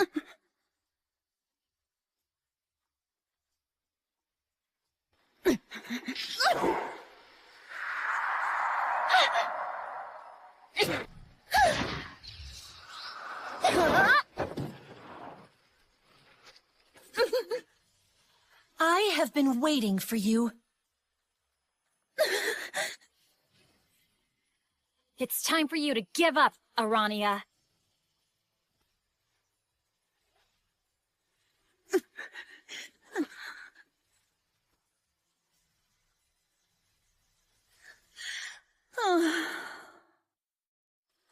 I stole something. But y'all aren't gonna turn me in, are ya? Well, Miss Arania didn't actually steal anything, did she, Safi? No, she returned it immediately. Yeah, but... I see that your accent's come back now. Although it seems to me that you only came up with it in the first place, so you could hide your true self. Honestly, though, I think that accent suits you very well. I know we've been asking a lot of you and you're stressed, so I confess that I was aware your bad habit might make an appearance. I suppose that you saw right through me. Yes, I must admit that I've always been this way. The closer a connection I develop with someone, the more trouble I have fighting that feeling of being compelled to take what's theirs for my very own. But that really isn't the only issue, is it? You decided to put me through a test back at the Harpy Village by attempting to make Dr. Glenn your own. You wanted to see if I'd still be friends with you, or if I'd leave you behind like a broken thread. That's what you were doing, isn't it? What a cowardly move. Yes, you're correct. She is a coward. She's always just longing for someone to need her, for others to forgive her for what she's done wrong. There's no value in a connection you can make with just anyone at any time. You must know that deep down inside of you. This might not mean much to you, but I've never doubted my friendship with Kay and Lorna. That's because I trust both of them. And they both put their trust in me as well. If you have a bond that you share with someone, you really shouldn't ever have the need to test it. It should be something that you constantly work on strengthening. You remember what you said to me the other day, Arania? That you and I would be BFFs because of our pinkies being connected? Why not try believing it, and not just saying it?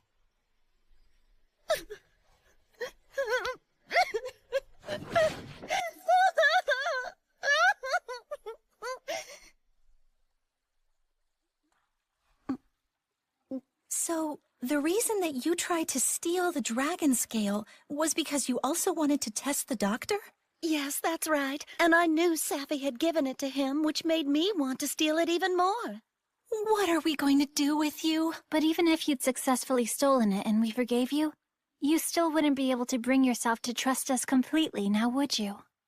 I guess. I would have just assumed that you were only keeping me around until the surgery was over, 'cause y'all needed my help to get it taken care of. Why are you like this?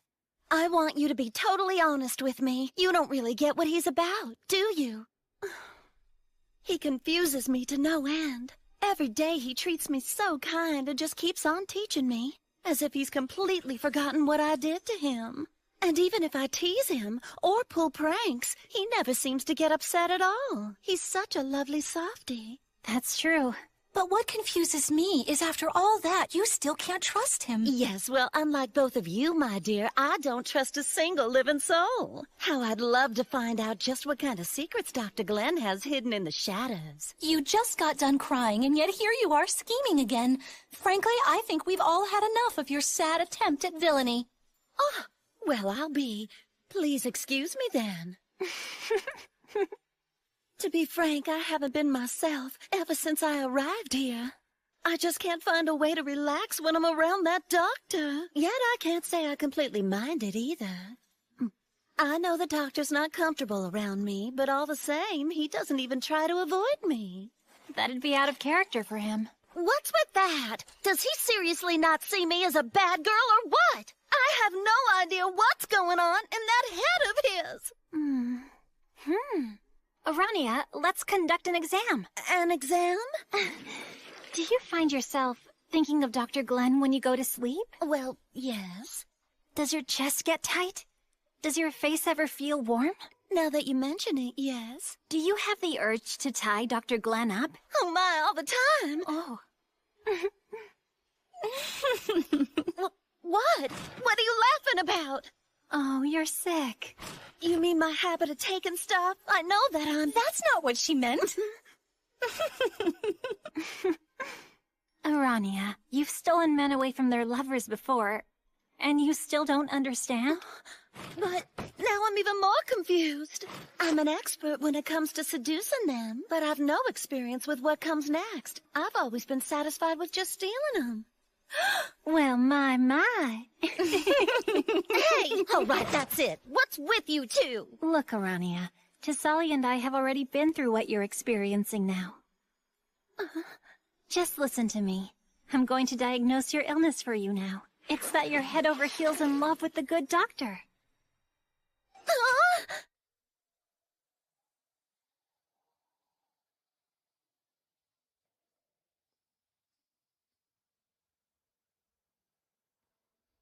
You never quit. Don't you get tired of coming here every day? Well, I still haven't achieved my goal just yet. Yes, I suppose so. Kunai, lift me. So, would you like me to do it? Yes, please. Dr. Glenn, is it okay if I tell you why I'm refusing the surgery? Yes, please. This is Lindworm. It accepts all humans and monsters without bias. 10 long years. That's how long I took to build it. I know. You turned it into one of the best places in the world. As a dragon, this is exactly what I wished for. I'd never liked wars or violence. I descended from the heavens to stop the war, and took on a dragon form to act as an arbiter between both sides. Sometimes I'd intervene in order to keep the peace. After interacting with humans for so long, I ended up in this form. If I'd gone home, I should have been able to maintain my dragon form, but I wanted to stay on the surface and live among the humans and monsters. I wanted to observe them longer. After the 100-Year War, I decided that in this former fortress I'd build a city that would never go to war. A place named after a dragon where humans and monsters could live. May the dragons protect you. That's what the name means. The city still continues to grow. Humans and monsters now recognize they need each other in order to survive. That's why this is enough for me. Fate catches up to everyone eventually. And that's why you're refusing to have the surgery? You made a city that won't go to war, and it all went wonderfully. But then when you got sick, you just gave up, believing that it's your time to die. Is that really what you want? Dr. Glenn. Miss Kunai, perhaps more than anyone, is always looking out for you. Dr. Cthuli's at her wit's end, trying to figure out how to make the surgery a success. Mei and the others are working around the clock to make the tools. Lulala continues to sing at the Central Council Hall, praying that you get better. The citizens here in Lindworm are good people and good monsters. Wouldn't you like to watch this city's progress a bit longer? I'd like that for you. I'd like you to see how this charming city ends up. And that's not all. I'd like for you to keep watching over us. This simply isn't your time to go. After all, your ailment's curable. And that means that it's not your fate to die just yet. Lady Scotty, if part of you wants to keep watching over us, just say yes. Please allow us to assist you now. It's all right? Really? For me to continue to live a bit longer? Of course. Although, Doctor, you really have no idea how boring it can be to live such a long life. Oh. So what exactly should I do with my time? Well, let's see. Maybe you can eat new and delicious foods or sweets? Actually, in the renovated waterways, I just heard a new sweet shop opened up. What else could I do? Well, I guess you could get all fancied up. It might be expensive, but maybe you could buy some jewelry. Oh yes, jewels are good. Sparkly things are nice. What else? So what else could I do? What are some of the normal things girls like to do? Well, dating, I suppose?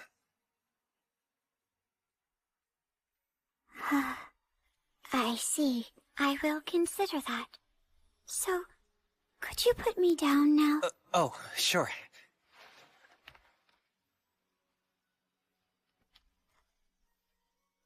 Okay, Dr. Glenn. I'll go through with the surgery. I'll put myself in your care. Great. I'll take care of you. I'm counting on you. Completely.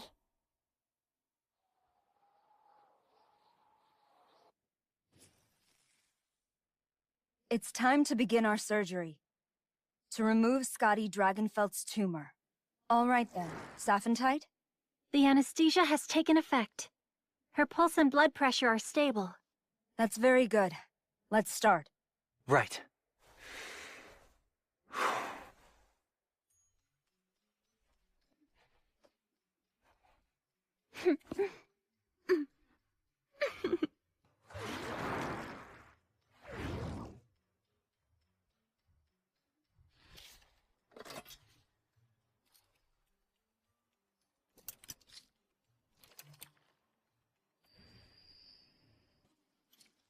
It's probably hard to imagine since you know her in this form, but originally, she was a fire dragon.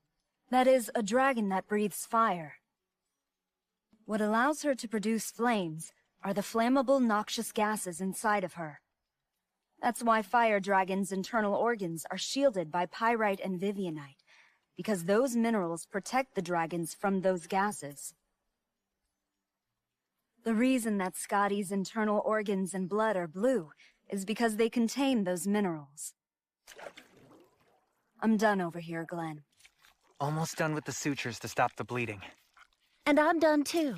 Good. Now let's concentrate on removing the tumor itself. Lady Cthulhu, her blood pressure and temp, they both rapidly increased. Finally. There it is. Glenn, take a look. Hold on, that's... When fire dragons sense danger, their temperature rises so they're ready to breathe fire. At this point, combustion could happen at any time. Even though she's unconscious? It's involuntary. Like how our temperatures rise when we catch a cold. Good grief. Dragon biology is as astonishing as ever. Safi, Arania, both of you step back. The heat's too dangerous. All right, Glenn, let's get this over with now. What? In this state? Shouldn't we try to lower her temperature first? Don't wimp out, Doctor. If she combusts, her internal organs will immediately catch fire. This is no time to hesitate.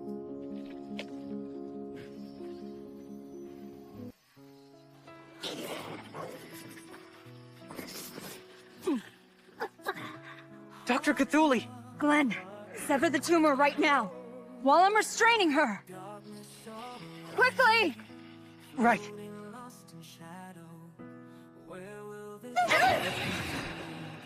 It's okay. I can do this. I can do this!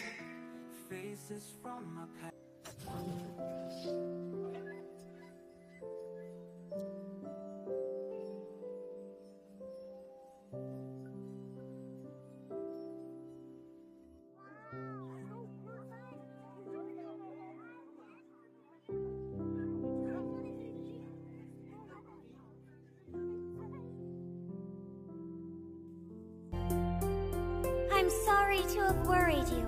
I also hope you'll forgive me for not using my own voice for so long due to my illness. From this point on, I'd like to focus on giving my all to my duties. I hope you will support me in this endeavor.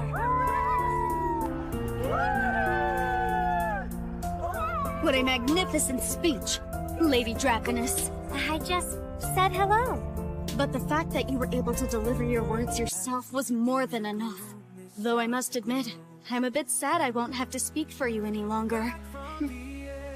Everybody seems so happy, and it's all because my surgery turned out to be a success. Why, of course. Earlier, Dr. Glenn told me that he wanted me to be able to see where this city is headed. I may have been looking at this world from the sidelines without realizing it. The city I created, the many people who have lived here. I hardly knew them. Where's Dr. Glenn? He said that Lady Saphantite's been feeling under the weather, so he couldn't make it down. Oh, then I'll go to him. You're going to the clinic? But wait, what about the ceremony? I just want everyone to enjoy themselves. I'm not holding back any longer. I'm going to do what makes me happy. Is that too much? I think you should do what your heart desires, Lady Draconess. Right.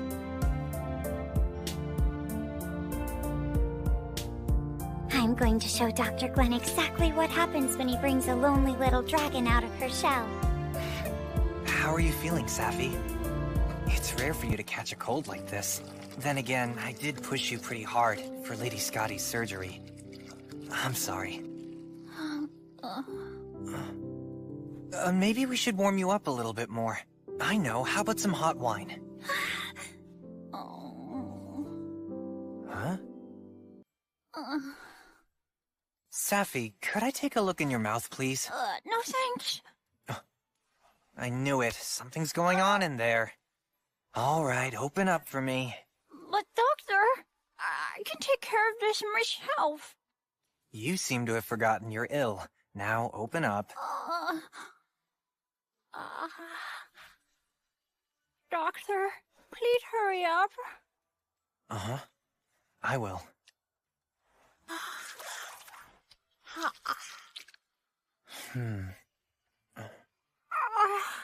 Dr. Glenn! I think I found it. This isn't a permanent fix, but honey has antibacterial properties that'll work on canker sores.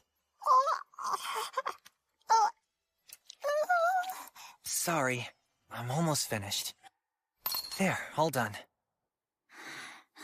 Doctor, I appreciate that you do things delicately, but that treatment just took way too long. And now, my mouth's so tired. Sorry. Also...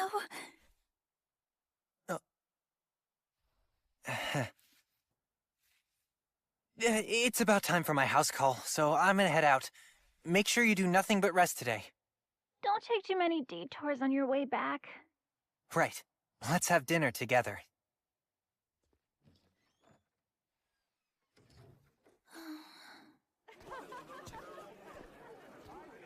Oh? Can you fix it? I'm not sure. The wheel bearings seem to be shot. I can't believe the wheel came off like that. Well, thankfully Lady Draconess wasn't injured when it broke, but you need to do a better job of taking care of that carriage. My apologies. Hey there. Oh, hi, Dr. Glenn. What brings you here? Oh, my. Lady Scotty? Now I don't have to find you. Let's go somewhere private. Huh? Somewhere private? I'm talking about a tryst. No, Big Brother Glenn? Big Brother? What? But I have a house call to make. Can't it wait? I can't. I have a patient waiting for me. Too bad. Lady Draconess, just what do you think you're doing? If you want to hug someone, hug me. Why are you acting so lovey-dovey with Dr. Glenn anyway? Well, after all, he did cure me. See? Lady Draconess, that's so indecent. Did that excite you, Dr. Glenn? Well, what do you say, Dr. Glenn? Oh, no. Well, why not, huh? Lady Scotty, could you please just button yourself up now? Do it for me. Once you button me up, let's go play, Big Brother Glenn. Please, I really need you to stop calling me Big Brother. Please understand, Lady Draconess. I know I said you should do as your heart desires, but I didn't mean you could get in the way of Dr. Glenn's work. Okay. I'm sorry, Lady Scotty. Another time. Let's go home and rest for a while. Although...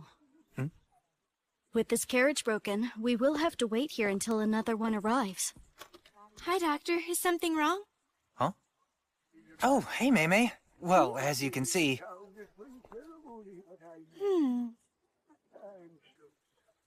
Do you have a moment? I might be able to fix this with the tools I have. All right? What? Really? So she's the one who made the suture needles that were used in Lady Draconis' surgery? Yes, she worked very hard to make them. All right, it's fixed. We're good to go. So your carriage should be all set now. My father makes them, so I think my skills ought to be pretty good. Thank you. You sure helped. Oh, it was nothing. Oh my. So you saved me again. What? I did? If it weren't for all of your efforts, I might not even be standing here right now. Thank you. Oh, it was nothing. I mean, if I could fix this carriage and make those needles, then anyone could have done it. In the end, I really didn't do anything at all. I really didn't. Doctor, what kind of service would you call this? How much am I going to be billed later? I'm, pretty sure you won't be. Kunai, give Dr. Glenn and Mei the item. Right. You want to give us an item? Something I received at the ceremony. A token of my thanks. Please accept it. See you later, big brother! Give Lady Sapphintide our regards! With that wheel fixed, this carriage is so light! It's no wonder the carriage broke down if these two giant barrels were riding in it. What should we do with all this wine? Oh, I'll go ahead and take it. I can't drink it myself, but I'm sure the boss and everyone at the workshop will love it. And I'm willing to bet that Sapphi will enjoy the wine as well. But it's not like I can just roll it back home. My house call! I should get going. Mei? Sorry, but could you watch these barrels? Huh? Me? But I'll be back as soon as I'm done. Wait! Doctor! Huh? Mei? Huh? Whoa, what big barrels! You gonna drink all that? No, these are, it would take a long time to explain this. Oh, well in that case, never mind. See ya!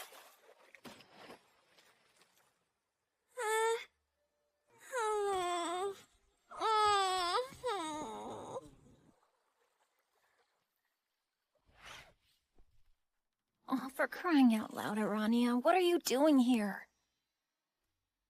What's the harm in me looking after you when you're sick, right?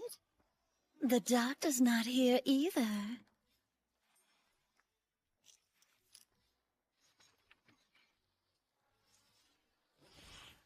All right, now I'm all done.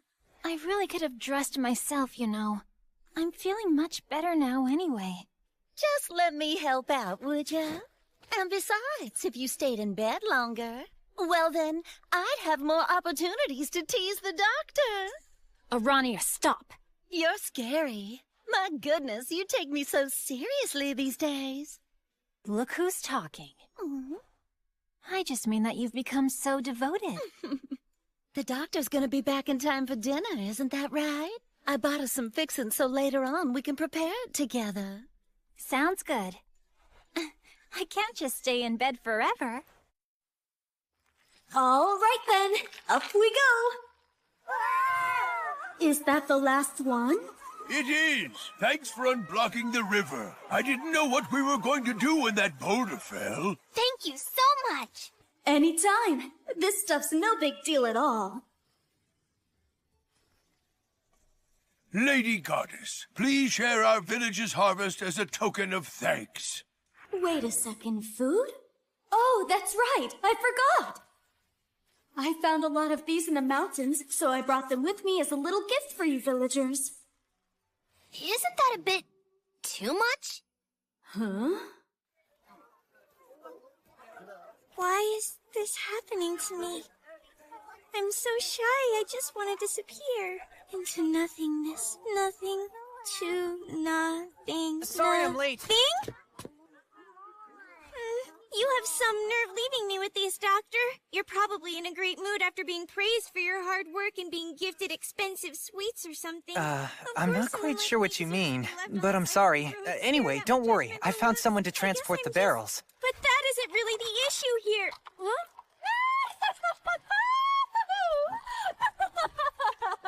all right. You summoned me, good doctor, so here I am. Miss Thessalia, and Miss Kay, and Miss Lorna. Wait! How come there's another barrel now? Oh, you see, on the way here, we received it as a gift from one of the arena's regulars. Are wine barrels like a big thing in Lindworm right now? Well, we received meat and vegetables along with it, of course. Seriously? That isn't what I was asking at all! All right, Lorna, we're leaving now. Make sure you take good care of Miss Maymay. Of course.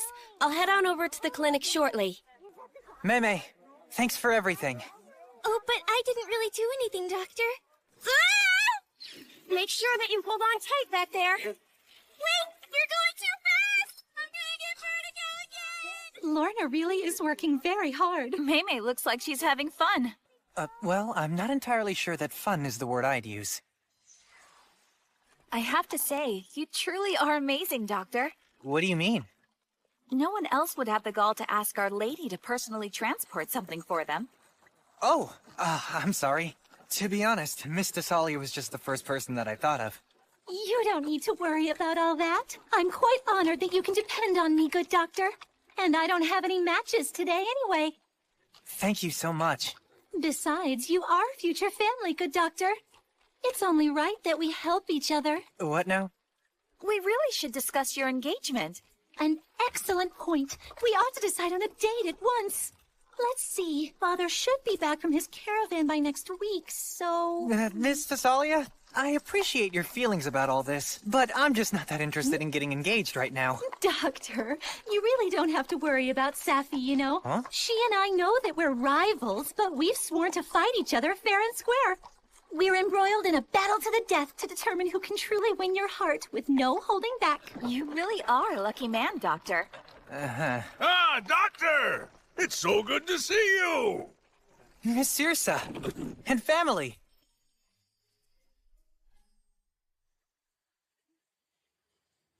He told me that he wouldn't take any detours. He only went out to make one house call, though, right? I sure hope that he hasn't been dragged into some kind of trouble again. Well, you know, if you worry too much, that's kind of like pestering the doctor. I say you ought to do what I do, Sugar. Let him run around a little bit and just set up a web trap in his room. How would that be letting him run around? Well, anyway, beyond all that, I just hope that no one's out there hitting on him. You're gonna give yourself a fever worrying so much, child. Although I must say Dr. Glenn is quite popular. You came to see me! Yes, Lulala. I came all the way down here because I wanted to examine your gills, nictitating membranes and webbing. Oh, Doctor! Lulala. It could be something like that, or... Oh, well done, Glenn. You've earned a perfect score. You really are my very best student. Or something like that. You see, that isn't too hard to imagine. That won't happen. It might. Just look at Dr. Glenn and how he treats other girls behind your back. You do remember when Thessalia ruined your attempt at being a villain the other day, don't you? Oh, come on now. I'm only teasing. Illy! What is all this? Food from my village in the mountains. The lady goddess and everybody else in my village wanted Dr. Glenn to have this food. But we're never gonna be able to eat all of this. So hey, is the doc out or what? He's doing a house call now. Aw, that's no fun. I'm back, Safi. Sorry it took so long. Doctor! I've been waiting for you! Doctor! There you go. I see everyone's here. How good to see you! It's good to have you home, Doctor. You took quite a while, though. Did something happen? Nothing major. But more importantly, how are you feeling? I'm doing much better, and it's all thanks to the intimate treatment that you gave me earlier. Oh, that's good to hear. Good doctor! Huh? May I come in? Oh, I'll be right there.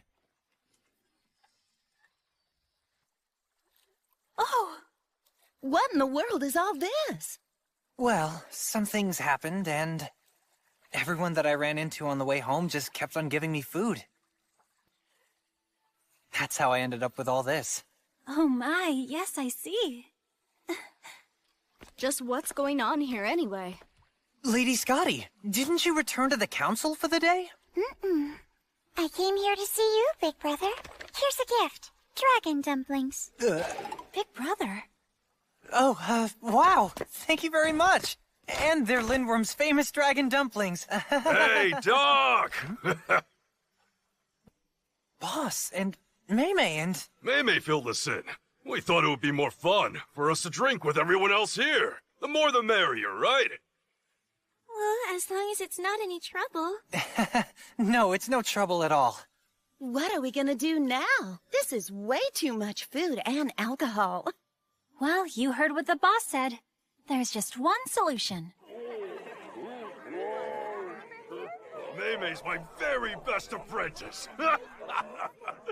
Come on now, drink up. Huh? Can you really, boss?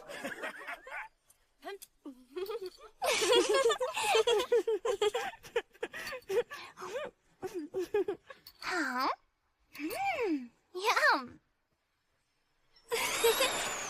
Yeah. Huh? Mm-hmm.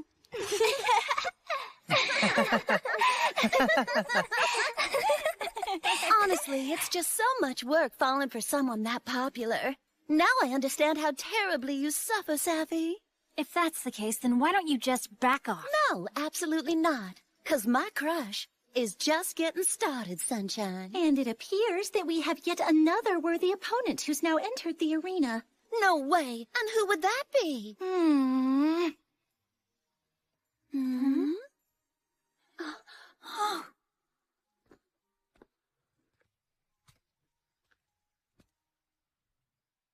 Thank you so much for everything, Lady Scotty. Not only did you provide us with wine, you even got us some food, too. That wasn't my doing. Kunai and my other subordinates just made a few calls. Everyone works so hard for me. Dr. Glenn, ever since I had the surgery, the world appears a little different to me. I descended to the surface and also took on a human form, but still, I hadn't actually touched the ground or truly interacted with others till now. If you hadn't convinced me to change my mind, then I'd have returned to heaven without growing closer to anyone. Oh. Big Brother, thank you. You know, I would really prefer it if you called me something other than Big Brother. I mean, after all, you're clearly older than I am, Lady Scotty. Sure, you may say that, Doctor. And yet I can still see that smirk on your face. Safi! First it was, good doctor, but that wasn't enough, huh? Now it's Big Brother? You two are getting a bit close. Well, aren't you, Glenn Lipbite? Well, I guess, I don't really know what to say. You know, I was feeling sick, and you took so long to get home. And when you did, you brought everyone with you. Can we just have some alone time for once? Safi, could you please just calm down? All right. To prove that my canker sore is better, let me lick your cheek just a little bit. But why? What are you talking about, Safi? This doesn't make any sense at all. It makes perfect sense. Oh, please, Doctor. A little? Just the tip, okay? Well, now that that's settled, I'll be taking Big Brother Glenn. Huh? Wait, what exactly has been settled here? Even if you are Lady Dracatus, I can't let you! I'm coming too! Doctor! Doctor!